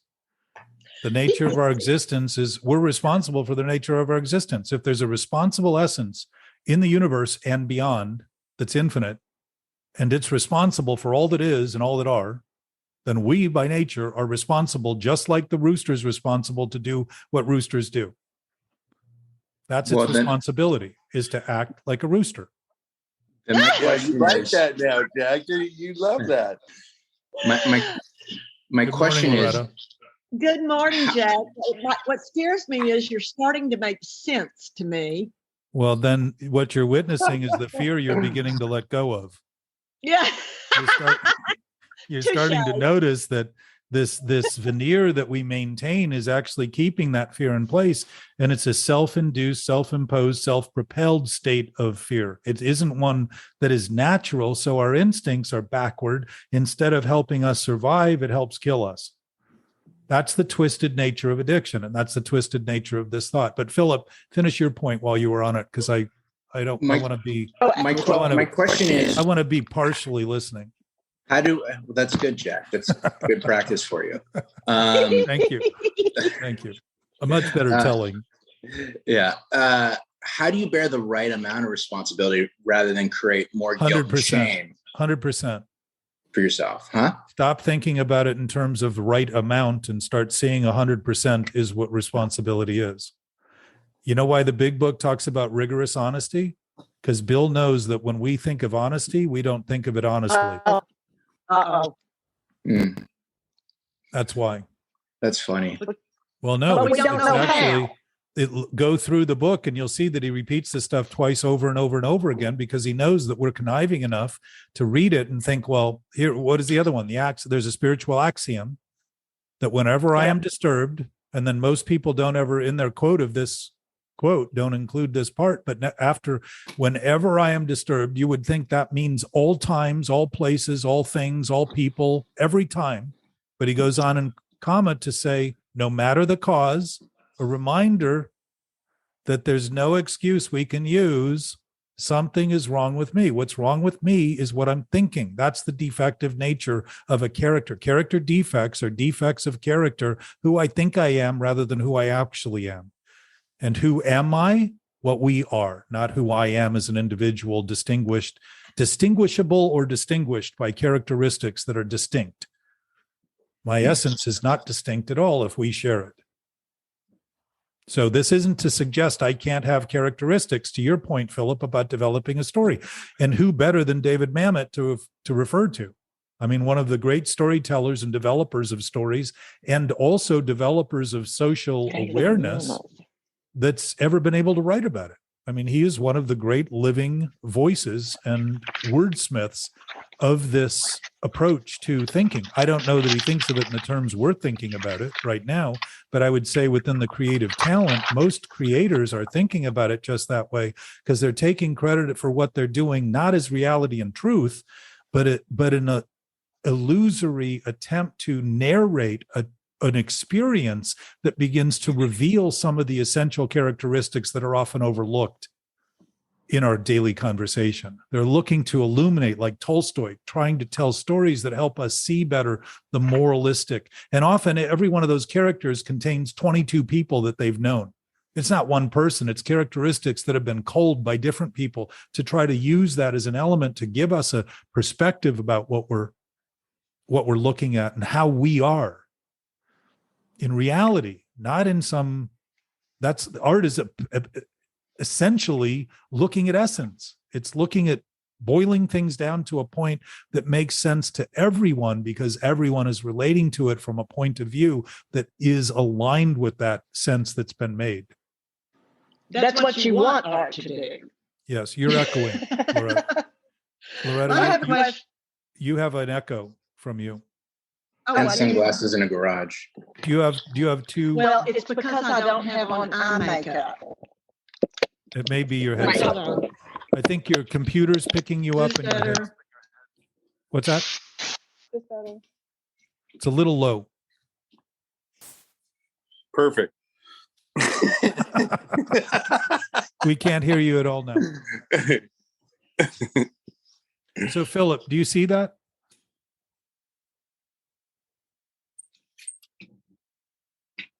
Part of the point I wanted to make, and I want to make it again because I made it, but I want to have it heard again, is that the pushing of points that aren't true as true is pushing a point that can't be made.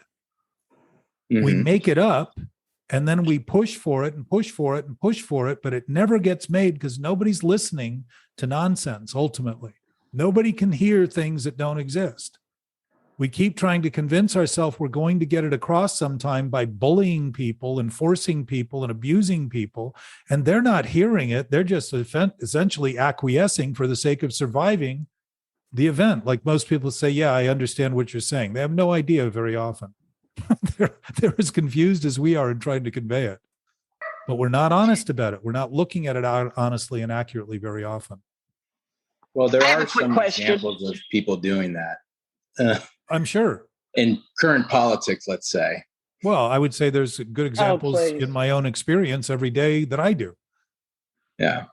I mean, it's not too far from home. If the rooster's roosting, it ain't too far from the barn or the whatever they keep roosters in. So Anyway, Jack, I Loretta. have a question. Loretta, go ahead. Okay. So knowing our characteristics usually come from actions, thoughts. Our thoughts become our words become our actions, right? Yes, they're subsequent to thinking. Okay. So but thinking is also an action. All right. Well, let's talk about thinking. So thinking with a distorted mind of the way things are in reality. Okay. So that would be lying. Right. Okay. And so lying to yourself or having yourself have false beliefs that you have formed. We can only change ourselves, right? So my question is, knowing that, how do we catch ourselves through thoughts to form habits? In other words, how can we replace this type of behavior with a good one? Well, it isn't about, you don't want to replace it. It's the actual abandonment of it by seeing that there's nothing other than what you're thinking about it now that perpetuates it. It's always, well, if you know, then concede this point, because I know you know. I will reassure you that you know. Okay. If you're where you are and thinking about it as though it's a quandary, then what you're thinking about is questionable and doubtful. Well, Period. but I'm right asking, now. Okay, through the action. If thought is an action, if thought is an action, what you're having right now, what you're having right now is a thought. All right. So I'm asking about something that happened when I lost it. And what happens where I get caught the most back into myself is when I start to feel anger and I become defensive. So I'm trying to figure out how to stop it.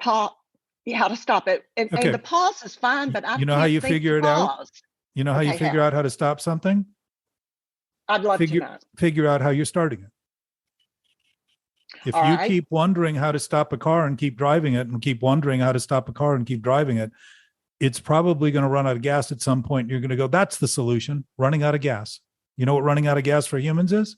Nervous breakdowns, mental institutions, prison, suicide. All right. So again, I know this is a little tricky. It's what you're thinking right now that you're struggling with, not what you think you do at those other times.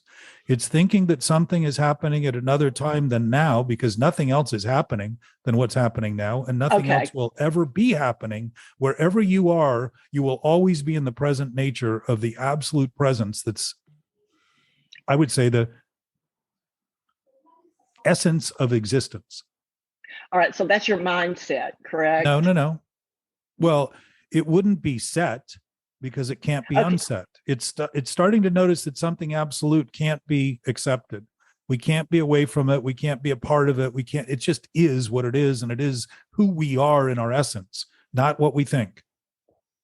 So So we're if we aligning think with love, we're starting to align thinking with that knowing presence, that if that knowing presence is love, because it's always generous, always present, always available, always giving, always supportive, always all the things that we would call virtuous and moralistic or Right. morals. If it's all those things and I'm thinking I need to do something about it, I'm thinking my thinking is bigger than it, more than it. all right, totally get it. Okay, thank you. Thank you. So Like I said, understanding you scares me to death, but I do. no. But That was Loretta, a great question. let me Yeah. give you, I mean, that was a beautiful opportunity that you just gave all of us to Yeah. see that this concession is no more than we make out of it now. And yet we've been on this endless quest for millennia and make believe because everybody's been doing it, we need to continue, when in fact it's never been any more than people made out of it in the moment, and the same rationale that we're continuing to use to perpetuate it, rather than say, oh, if it's already here and I already know, what questions could I possibly have that are unanswerable? And if I have them that seem unanswerable, it's what I'm doing in my thinking that's creating it, not what God is posing or an infinite source is offering. It's what I'm doing with what I have that I'm struggling with. I wish you would tell them what you told me the other night, because this is what really was to become willing to be open-minded. I don't know if this is what you said, enough to be wrong or to know you're wrong or what. Well, we talked about a little before you came in with Les, and if we overlook that opposites, that any position we take has an opposite immediately. And the struggle in life is trying to make a point that can't be made when we think that point is exclusive of the other side. Right. Right. So I am right. You were wrong. Well, that's to think that there's right and wrong at all that's separate and not connected. So all of a sudden, so here's what's interesting about wrong. When wrong is wrong, it's right. When right is wrong, it's wrong. And think about this in math. Positive times a positive is positive. When wrong is wrong, it's right. When right is wrong, it's wrong, negative. When wrong is right, it's wrong, negative. Meaning there's an impact on us. There's an impulse. There's a impression that if we continue to maintain that thinking, will become depressing, because it creates a self-imposed weight on our thinking that manifests in our body and our experiences around us that seems to weigh on us. So what do we say? My head is heavy. Atlas shrugged. He's got the weight of the world on his shoulders. What's on his shoulders? His head. Why do people have neck pain? I can't keep my head up. They get back pain. They start to slouch. Our posture slouches. Our breathing becomes crippled and minimized because we're hunkered over, trying to get back into the embryonic state, trying to hide again back in that very warm, quiet environment that we knew. But we're here. And what do we have? Great capacity. And what is possible? Everything that's possible all the time, which includes thinking what's impossible is possible, which would be attempting to turn a lie into truth. So all of the conflict, if we can settle any of this in truth, in the most true, accurate way we can in words and thought, it would be to settle it once and for all of those thoughts, not the individual stories that we tell in the past that we think we have to remedy and the future that we're afraid of happening.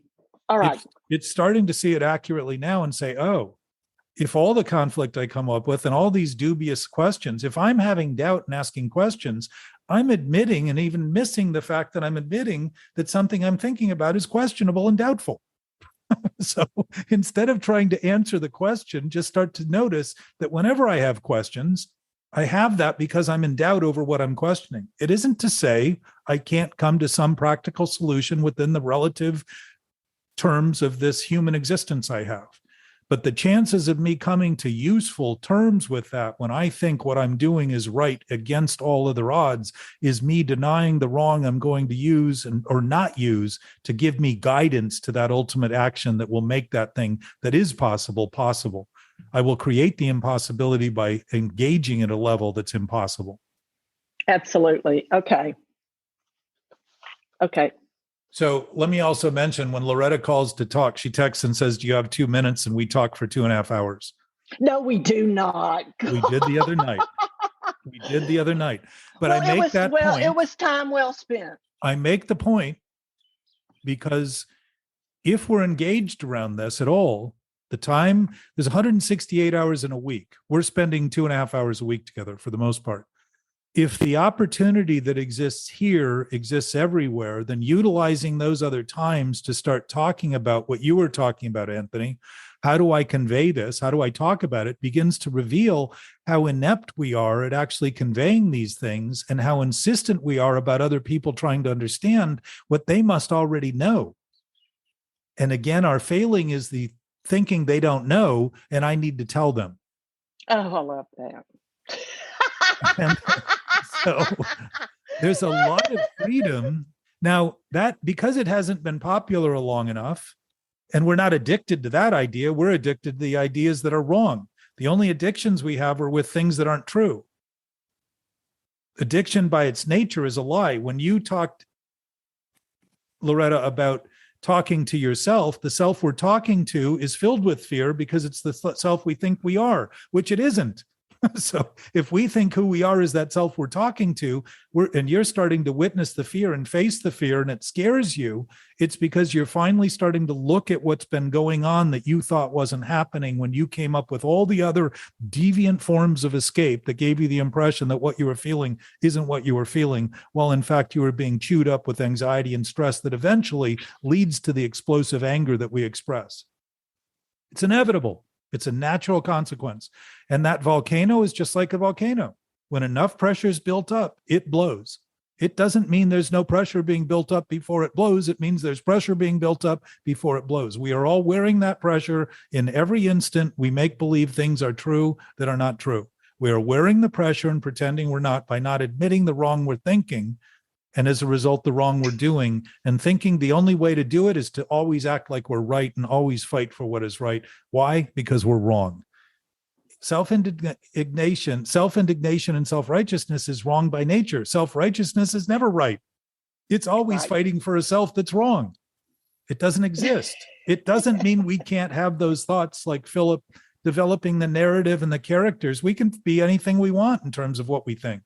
Or we can think we're anything. We can act in any way we want. We can look any way. We can be cowboys. We can be firemen. We can be all the things we wanted to be as kids. Those are all choices. It doesn't make that who we are. It's simply what we're doing to express that character that we've chosen. That's it. So we think that's who we are by saying, I become that thing. We don't become a fireman by putting on, we just do things firemen do. And if you're wearing firemen's outfits and driving around in a Mercedes, saying I'm a fireman, very few people are going to take you seriously. So, if we're looking for support, finding it is starting to actually be honest enough to admit the things we're doing, including the failings, including the wrong, and talk about it openly. And I guarantee you, people will change dramatically around you because it will help them put the guard down. Think of how we talk about being caught off guard. It means that our inherent sense is to be on guard. Why would we be on guard if we didn't know we were defending something that was weak, vulnerable? They're all just thoughts. They're just thoughts. So in physics, your husband being a physicist, it's starting to see, what do physicists look for? How do things work? Yeah.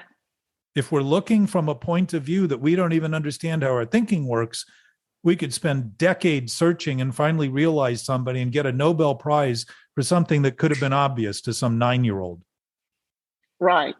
Like we talked earlier about Einstein, recapturing his mind of a 9-year-old when he went into his office to look at things and start to consider things from the simplicity. Before he learned so much as to claim he knew anything, he allowed that thinking to be based on not knowing anything. Start fresh.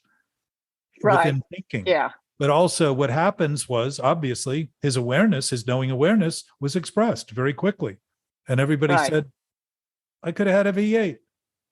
They all sort of smacked themselves in the head and said, of course. He saw it from such a simple point of view that it all made sense and fit in. Why? Because the universe is not complicated. It's been doing what it's doing and doing what it is doing right now, as long as it's been doing what it's been doing in the same way over. And if it hasn't been long enough yet, we could wait another 14 billion years of the same thinking and not really utilize it in the meaningful enough way to solve the problems we think today can only be solved by further pollution and contamination. And it's the polluted thinking and toxic thoughts that are sourcing that.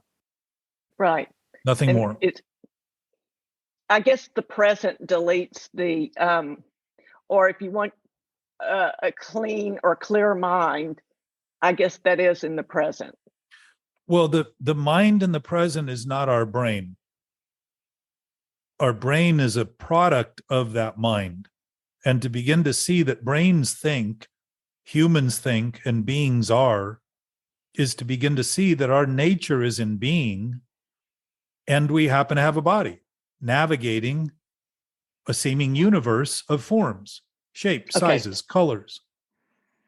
Right. Okay. And so that woman, I think I mentioned to you, I heard her speak once, and she was in her 80s, and she slapped her hand and she said, "This is my spacesuit. Yeah. I use it to get around." I need that.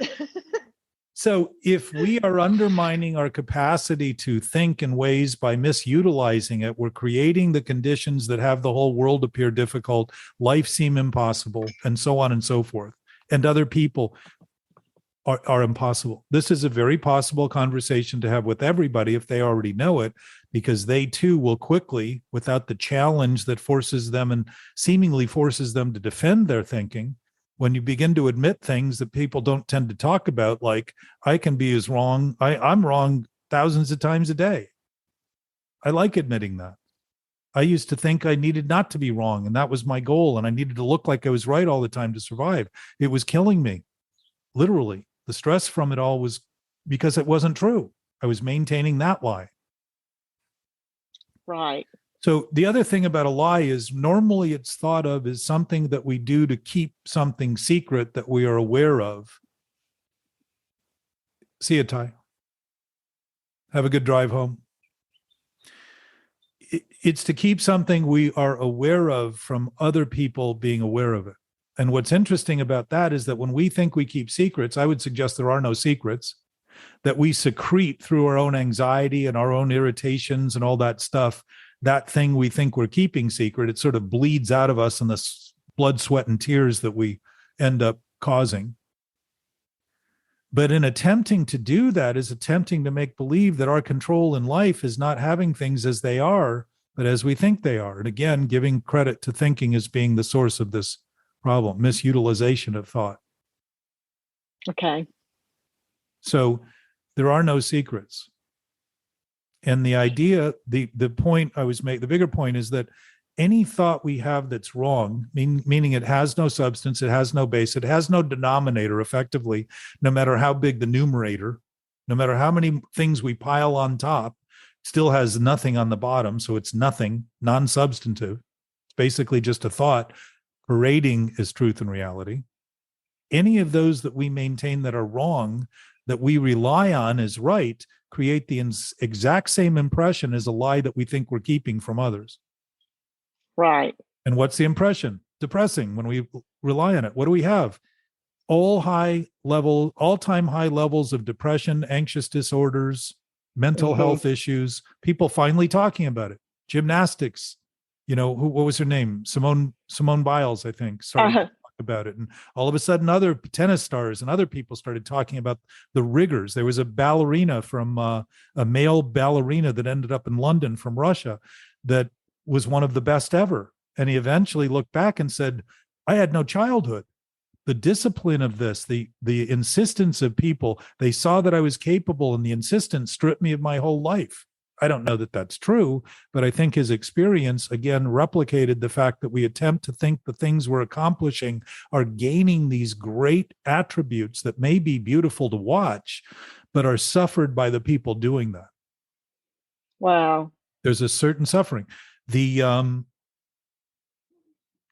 Williams sisters, their father was very demanding, but he was also very compassionate, a very different approach. Yes. He And he gave had them a two. lot more breadth, and they knew he was there to love them and not just brutalize them into submission.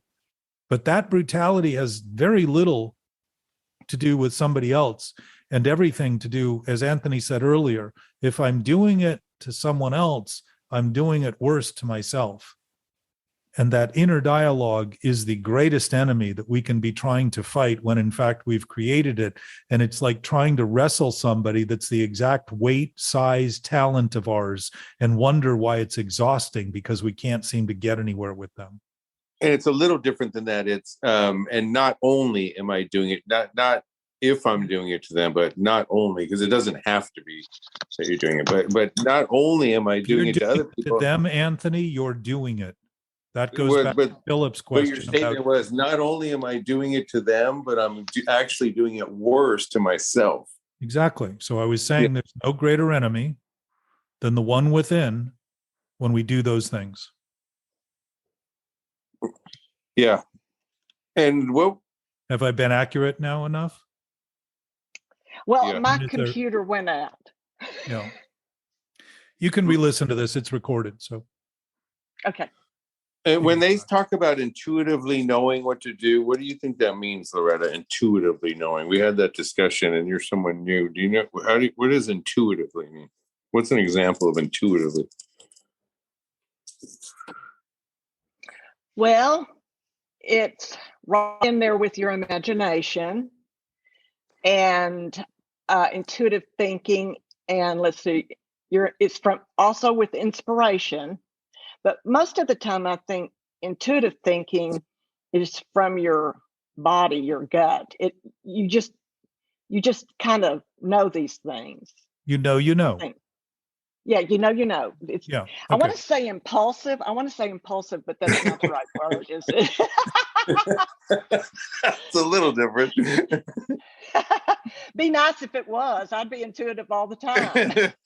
So here's the first definition of it, going back to our previous conversation about this, is perceiving directly by intuition without rational thought. That means without thinking. Oh, right. As a person or the mind. It's knowing beyond reason, literally, which is a knowing awareness that is not obviously coming from our brain. It's a sense of knowing that we have as beings. We are human beings, and the better we behave with what we have, and think of the word behaving as being and having, Anthony, behave is how we act. So if you see a blue Ferrari, you intuitively know you need that. Like, you don't have to think about it. You just know, I need that car. I would say, to Loretta's point, that's an impulse. Which would be that would be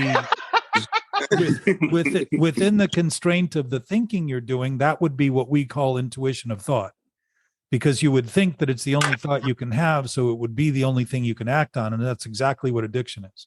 Yeah. So when we think thinking is our only source of knowing, we begin to think there's no greater sense of knowing. So we become desperate in the thinking we do. So we end up needing things, thinking we need things that we don't need. Everything gets twisted, and they're never fulfilling. They seem to be fulfilling for about 10 minutes until you see somebody in the new Ferrari in the deeper blue. Yeah. And you say, well, I need what they have too. And all of a sudden having everything isn't enough. Right. When so enough isn't enough, nothing's going to be enough. Is intuition spiritual, more from a spiritual aspect, and not to put anybody uncomfortable, but let's say God? Yeah, I would say God doesn't think of God as spiritual, and I don't think this knowing nature thinks of itself as spiritual. We think of it as spiritual to have some distinction between the matter that we deal with in our body and the forms and shapes, and think of it as something ethereal beyond that, when in fact the bodies and the forms and shapes are based on it. They can't exist without it. So yes, I would say you're approaching that. But the reason I say that is because I don't think spirit thinks of itself as spirit any more than God has a label that says God. All right. Well, it's invisible. Invisible. What's that? Invisible. Invisible. Well, yet when we think of seeing though in terms of understanding. Visibility right. is through our eyes, so we see forms, but we only see the form. The form doesn't tell us what it is. We think about what we're seeing, and then that we assign the meaning to that form, right? Oh, So no, I didn't realize that. Okay. so it's thinking again. It's like our feelings. Our feelings don't say I feel bad. It's our thinking that comes up with the word. So our thinking, Huh. a sadomasochist might feel pain and say, this feels great. Very different experience than the average person. So they Does might. this have to do with if you hurt your finger or your leg? It's not really your leg that hurts, but it's your brain that receives Yes. the. Well, and some common evidence that people would know is when you stub your toe, the feeling's going to come, but it doesn't hurt immediately. It takes a second for the nerves to convey that information to your brain. It's 5 feet it's got to travel. So like light speed, like if you ever listen to somebody listening to the same radio show, like Matthew over in London, if we were listening to the radio together and we both had the radio on, you would hear a little bit of distance, an echo. His feed would be a little later or prior to the one we're listening to. Oh, that's true. Yeah. So the concepts we have in thinking are what the meanings are that we think are the meanings of life. Life doesn't have meaning on its own. It's what we give it in terms of meaning that turns into the significance that weighs on us and think is so critical that we think, by the way, matters. What does matter? An obstruction of space. What does it do? Create shadows. Creates haunting images. Did you watch that clip of Elon Musk trying to figure out what the meaning of life is? And he mentions the name Jack in it. No, but it's about time. So glad to hear that. He mentioned the book of Jack. He said he couldn't figure out the meaning of life. He looked everywhere, churches, spirituality, until he read the book of Jack something. And it's a different book, but I thought maybe you'd heard of it. Sounds like it just saved me a lot of time. But I guess that would be a good name for it's a great clip for you because he says, till I learned from Jack, I just didn't know what it was. And he says something. Oh, he was talking about the CEO of the Jack Amore or something like that. Yeah. I know who you're referring to. I just heard him say Jack. I go, he's going to love this clip, man. Part of the point, before we continue on a tangent, is the brain's function is to serve the body. So self-serving thoughts are the point of the body. It's the point of the brain to serve the self of the body, right? Whoever we think it is. When we do things in our thinking that undermine that ability, we're actually turning our instincts backward and causing the death of the body, which we talked about earlier. Right. So that isn't the mind. That isn't the knowing mind doing that. Those are the choices we're making that are causing that. Those are just thinking, beginning to think. Thinking is the source of reality and truth.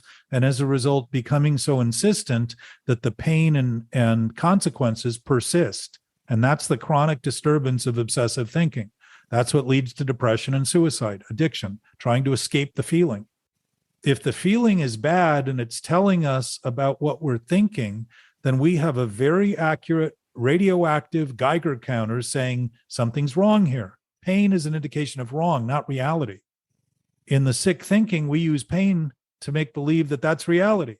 Pain proves it's reality. It doesn't prove reality. It proves that we're doing something wrong in thought to be hurting. That's all. And pain, again, is sourced in the brain, just like the thinking doing that hurts. How far can we get away from the pain if the thinking we're doing is where the pain starts and ends? Mental issues become much different than physical issues and seem as though they're disconnected from physical issues, because even if my arm hurts, it's got some distance from my brain. When I'm in mental anguish, there seems to be no escape from it because it's exactly where the pain is produced. Right. And it's simultaneous. What does that tell me? We know better immediately. And what do? Try to pretend we don't. We want to postpone it, push it off. I'll get to this later. Let me think about it in some confounding way that I can become completely obsessed about and not believe that what's happening is happening. And all that's happening is what I'm thinking about that can't happen. And all of a sudden the world seems impossible and everything, but I got to solve this problem that isn't happening. And the impossibility of the thought that I'm going to solve something that isn't happening is the impossibility I'm feeling. Why? Because it's happening now, immediately, where I am, where I'm experiencing what I'm doing from as a human. I have a question. Uh-oh. So Jack, what is the present possibility of not escaping the pain, but getting that feeling to move over so that emotion does not run your day? Well, if you're starting it like we started to talk about, if you're starting it and you're trying to figure out how to end it, notice that it starts where you are with what you're doing right now. And if you're interested in not having that anymore, then you don't need to do what you're doing right now as a consequence of thinking it's the only thing you can do. That's it. Okay. Addiction is always in the moment. It's always set off by what we think right now. Always. So you recognize the thought. Well, you already recognize it by the conditions you're experiencing and the feelings you're having about something's wrong. Something's not right. I got to figure this out. What do we go for a quest to avoid what's happening now by looking at it as something that needs to be solved somewhere else. That's how you perpetuate it. What about refocusing here? So refocusing by listening to music. An absolute state of being is never out of focus. It doesn't see things that way. Getting back to the point I was making about thinking, understanding is our second way of seeing. Vision is one way of seeing. Our visibility is one way of seeing. What we think is invisible when we think it doesn't exist because we don't see it is to think that anything outside of our view doesn't exist. That's a little crazy. Okay. So the vision, ultimate vision, comes in understanding how things actually are in thought rather than how they aren't. If you have something the way it isn't, you don't have the thing and are going to constantly think you need more of that thing while you don't have it to begin with. Talk about invisibility. So if you're able to go and find, okay, why am I thinking that? Where did that come from? Well, if you're thinking about why and not answering that by the fact that you're having the thought, you're missing the chance to actually resolve the thought by claiming you're looking for the solution. Again, it sets the whole thing. Keep in mind one thing. If everything that's possible is possible, you know how many things in there are right? No. Ultimately, one. So you know what the chances are to go wrong? Every other possibility. Doesn't mean that we need to be right in our thinking immediately in an environment that obviously is subject to change.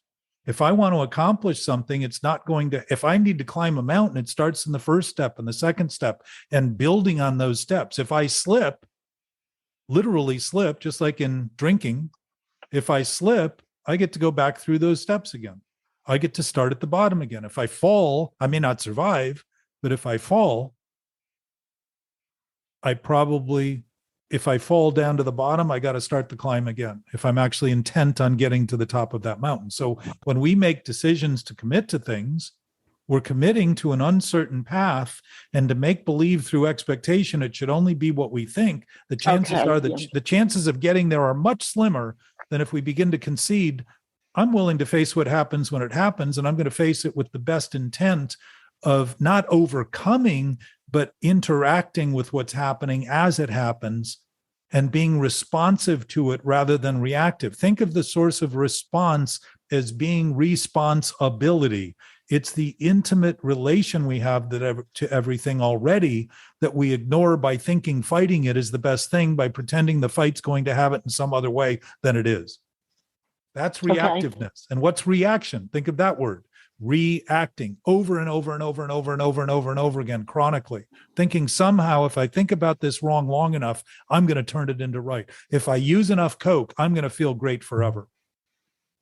Yeah. I'm going to come up with the final idea that's going to make my life beautiful while my body is completely decayed. What I need is fentanyl. Yeah. What I need now is fentanyl. I need more fentanyl. Right. I need more opiates.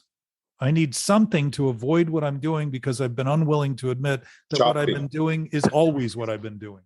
Shopping. Well, shopping is legal. That's okay. That has nothing to do with the brain. It's perfectly fine. It is. Well, the beauty about all this is that everything becomes okay rather than Shopping is fashion. rather than seeming as a curse. Everything becomes possible, and in all the ways those things seem to turn to curses, they become possibilities that are not a curse because they're just simply a choice. And the beauty of recovering mentally, just like in recovering from a drug or alcohol or whatever the obsession is beginning to see that the recovery is not ever thinking we can't do it again, but thinking we can think about it and have no obligation to do it. The sickness of addiction is thinking the only choice is the thing we think, when the one thing we seem to be thinking about is the one thing we can't choose without consequences we don't want to face. Right. Very different when you start thinking about it that way. Now, for people with drug addiction and alcohol addiction, if you've got a body that doesn't understand how to metabolize sugar, which is essentially the root of alcoholism, what you're going to do, which is what sets off the craving, once you start drinking, is cause more and more and more and more to be never enough. So it's the same with drugs and opiates. What would that tell me? We're allergic to those things naturally because our body knows better. But what's an allergy? An allergy is an abnormal response. What's an abnormal response? A reaction. We think fighting it is going to win the battle when in fact it creates the battle that we think we're going to win. And it never ends up won by no matter how much, regardless of how much we use and employ that thinking. It just goes on and on and on. That's the essence of addiction. So what are we ultimately allergic to? The ego, the idea that who I am is what I think. And why? Because I keep trying to fix that self, find the true self, love the self that's born in fear, and I'm going to love it enough to someday make it whole when in fact I'm giving it credit for even existing by thinking love can prevail when in fact I'm denying the love that I've always been given.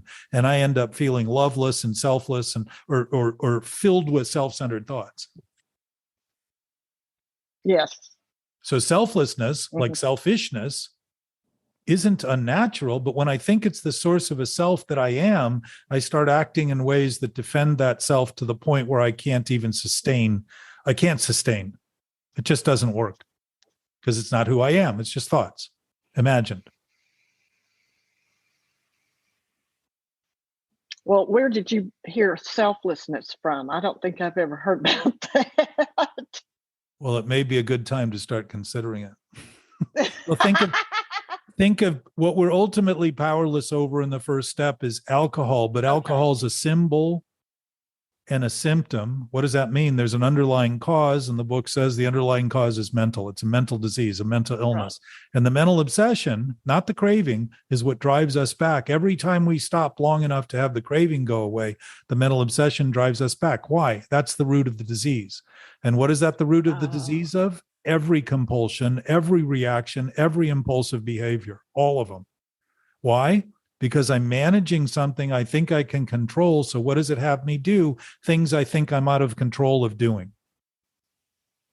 Simple. Right. Simple. So what do we say? We act out of control. That's an admission we have no control. It's not even an admission we had control. It's an admission if we're out of control, there is no control.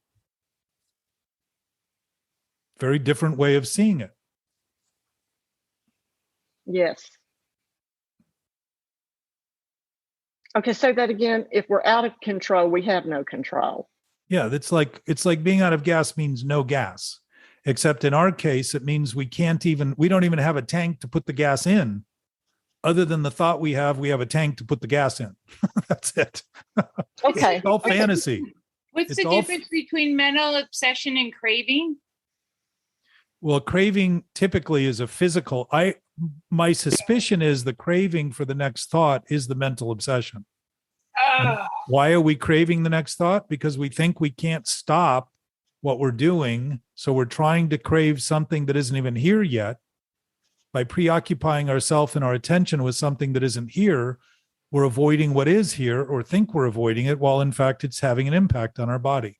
And it's creating the anxiety that we then use to justify trying to get away from it even further, rather than concede we're creating it by thinking we can get away from it.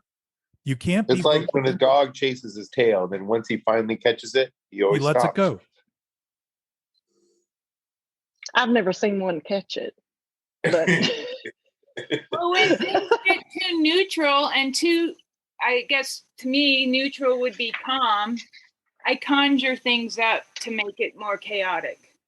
Well, conjuring, if you think of it, is what ghosts were originally considered, and their illusions made believe are true, and that would be a haunting experience. But So then I can let it go now. Before I used to follow it up with a whole fucking story Right, that I could right. find someone to share it with. And now I can just I give myself permission to let that movie go. Well, let's get back to Phillips and Nick's point. They're both writers and actors, right? Yes. Yeah. One of our great capacities is imagination. When we squander it by making believe it's truth and reality, we've now turned the greatest capacity we have into the greatest incapacity. right. It isn't to suggest, that's why we just covered that point, that all of the things we used to do we thought were curses can all of a sudden be done and aren't curses, but they may have a lot of less interest in even doing them because it doesn't have the same pressure involved in trying to use them as an excuse for a preoccupation of consumed attention. All of a sudden, the chances of looking at something else and saying, wow, that's a better choice than this one. Better I choose something that's productive and useful and whole than something that's incapacitated to make believe somehow I'll get it. I can always pretend I'm a fireman, but the chances are if somebody's got a fire in their house, it's not going to help having me around. I'm not going to be very useful. I can take on the role, but it's not going to seem to make a lot of sense once I realize the role is just a chosen role. It's just a choice I made. It isn't who I am. All of a sudden, the better choices start to happen. We intuitively know how to handle situations that used to baffle us. What baffled me is I kept relying on my thinking about my thinking as my solution rather than saying, maybe a breath here. As the book says, pause, restrain of pen and tongue. Take a breath. Preoccupation of consumed attention. Yes. Yes. Fucking A. So think of our, is that a definition? That sounds like the definition. Self-seeking. You just whipped it out in a sentence and it was perfect and I had to write it down. But I have 2 years of notes. I think I'm going to call it 24 months with Jack. Hey, Jack. Sounds like an eternity. We were talking about seeking. What's that? When we were talking about, or I was talking about seeking with Yes. you. So Yes. you mentioned the imagination. So Yes. artists, writers, actors, especially actors, have to make a performance exciting every time, which means it's like you have to go to that place of your imagination for the extraordinary. Right. You're extraordinary. Yeah. Okay, so I am going to ask you. So you're tapping the art of that expression and the conveyance of it in the inspiration that's created in an audience that's captivated by it. That's a lot different than being consumed by a thought that has no basis and thinking the only attention we can pay to it is something that doesn't even exist. That's a sickness. Okay.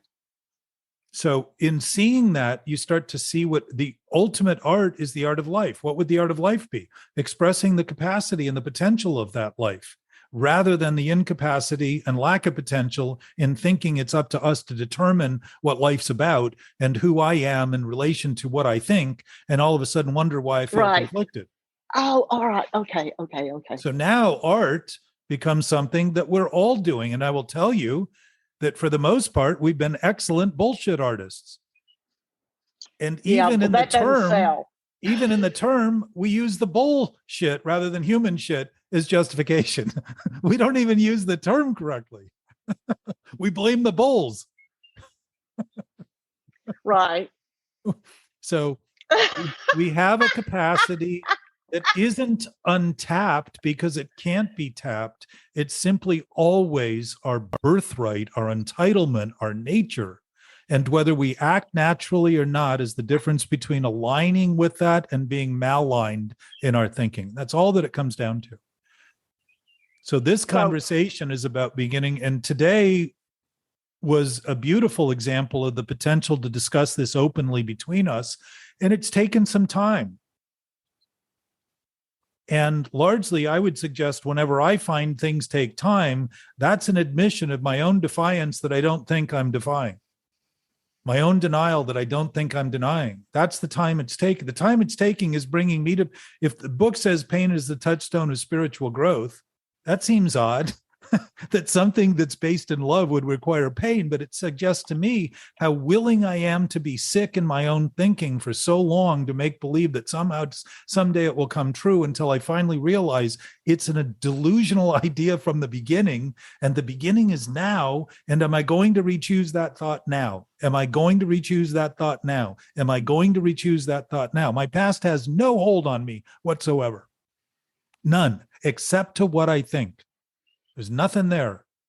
There is no past other than in thought. There are no lies other than in thought. There is no tomorrow other than in thought, because when tomorrow comes, guess what it is? The present. When the future comes, what is it? The present. What was the past when it was happening? The present. And if we're denying the present in the present, what kind of sense are we making of the past and future? Not much. Jack, can I share this? You throughout this journey today, devouring time, swift-footed time, yes, old time, live young. They're all from Sonnet 19. Yeah. And wide world, and carve not with thy hours. I'm having a new experience looking through the dam and riding that wave. I can't get a surfboard by the river. Imagine he was talking about that before surfers were surfing. Yeah. It's beautiful. Now, that intuition and that awareness has been expressed. Read Rumi, the Iranian poet, what's the whirling dervish? I forget what came out of that, but they still exist today.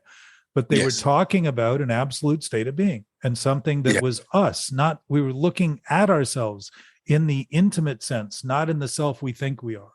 That has been going on for a long time. Now, the fact that we haven't been paying attention to it, I would say, suggests that we've been paying attention to things that don't exist as all that exists.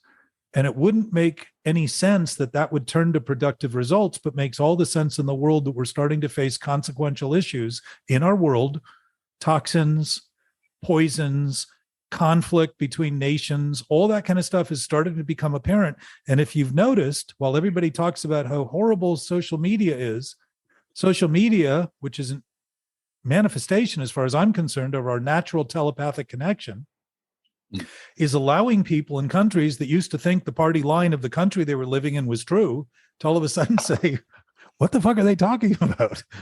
I want freedom. What are people talking about? I just want basic human rights.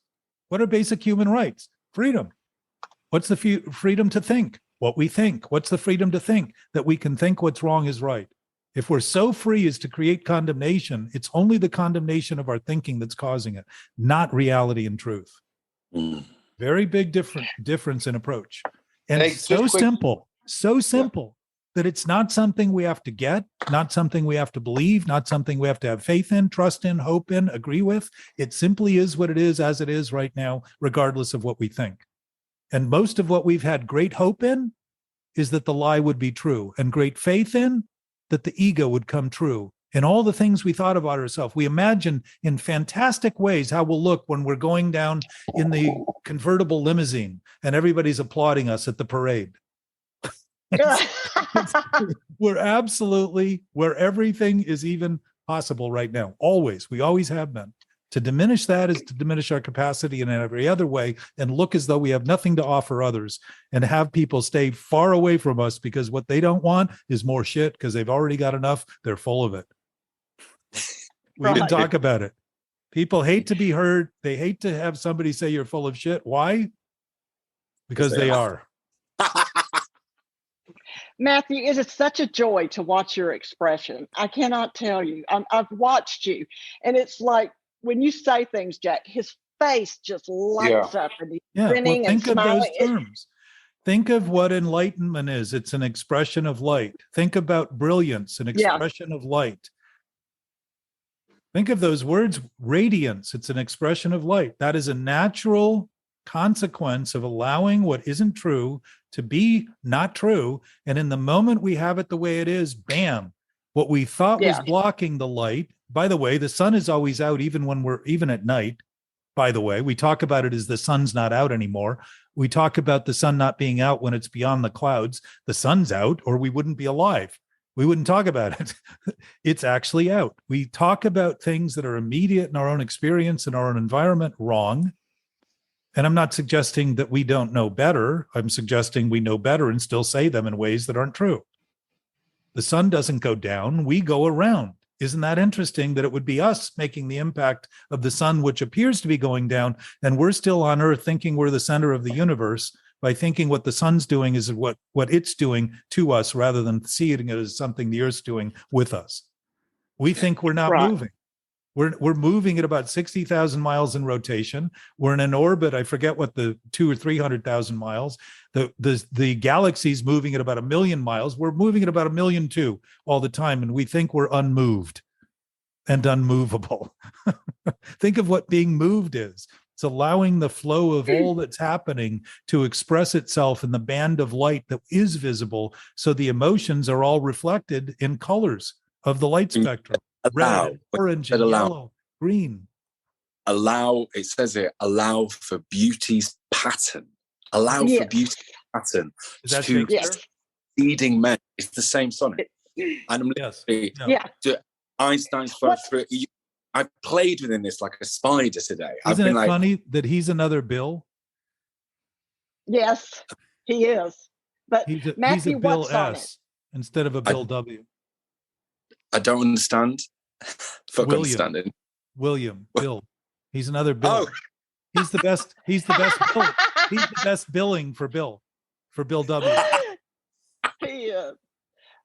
So isn't it also funny that both Bill Wilson and Shakespeare's name is Will? Oh, gorgeous. Not self-will. Isn't that fun? Yes, beautiful. Ultimate will. It's capitalized. Oh, baby, it's a wide world. So my time is done. And in terms of this conversation, now I'm not leaving because I'll be everywhere I go today. and you will all be with me in whatever way I think about you, but in every other You're like way. God. You're like God. You're like God. Anthony, that's our essence.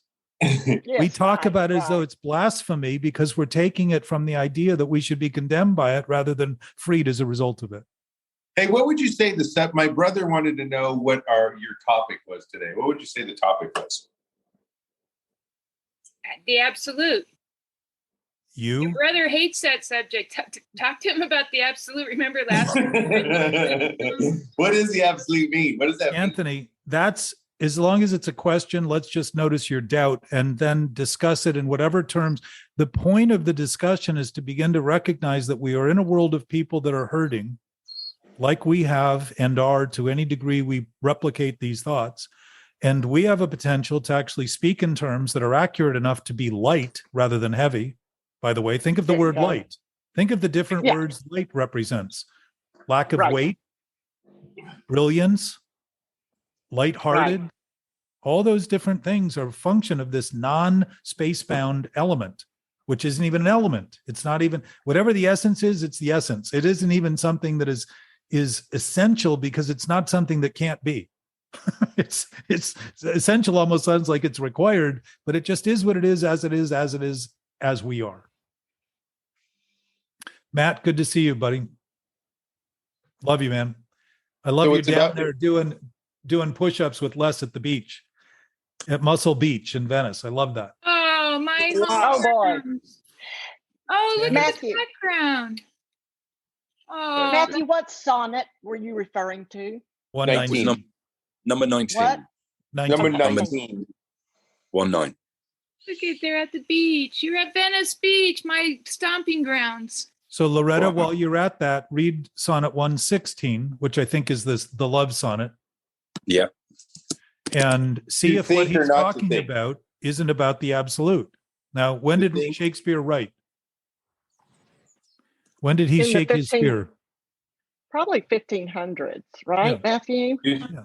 Yeah. This is 500 years. Do you think we're listening impaired or hearing impaired? With Shakespeare, most of the time it's both. So, well, but remember, my we went to suspicion, as you read it now, you're going to hear exactly what he was saying, because he's speaking exactly right. what we're talking about in his own way at that time. But it's also, when something is absolute, it isn't bound by space and time or language. You can actually hear. Number 27, I remember this as at the age 19. The 27 was weary now, I haste me to my bed, the dear repose for limbs with travel tired, but then begins a journey in my head, which wakes my mind when body's works expired. Yes. For then my far where I abide, intend. I'm just thinking, I feel it down my spine. So let me mention that we do not need to have near death or death experiences to realize that capacity. And we are actually designed to realize it while we're alive, which would mean our bodies would naturally live longer to be busy doing what their purpose is, rather than die sooner to break the pattern of the dispurpose that they've been put to. That's a natural consequence. What is that? Health in the face of disease. Health is natural. If the absolute nature of something is infinite, there is no death in it. There is no end to it. It's always beginning. It's always possible. It's our nature. It's our heritage. It's our entitlement. We've been gifted that, given that, in whatever way we are a product of it.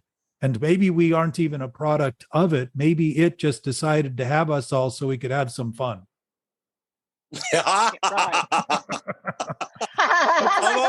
Whatever it is, it is. Let's just solve it as whatever it is. And there you go. It puts an end to the whole discussion. And all of a sudden, what's happening around us becomes a lot more interesting and invigorating. And the people in it become a lot more capable of being interesting also, because their interest is in the same thing we've been struggling to express most of our lives, if not all of it. I just typed.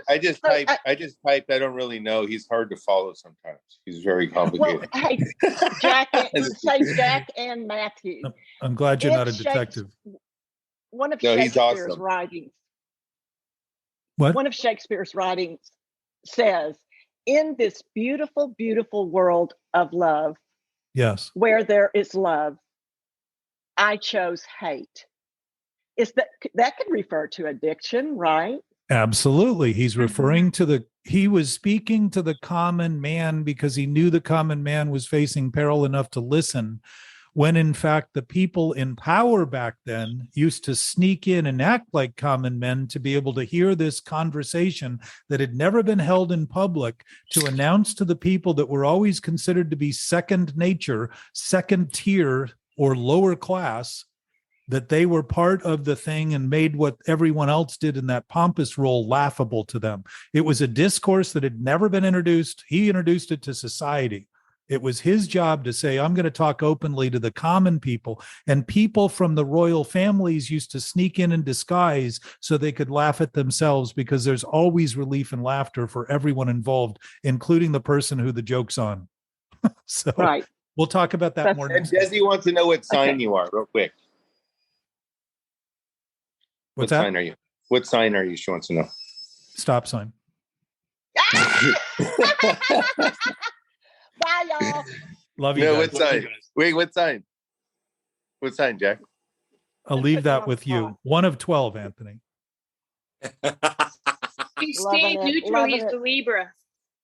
You go, Jack. You go.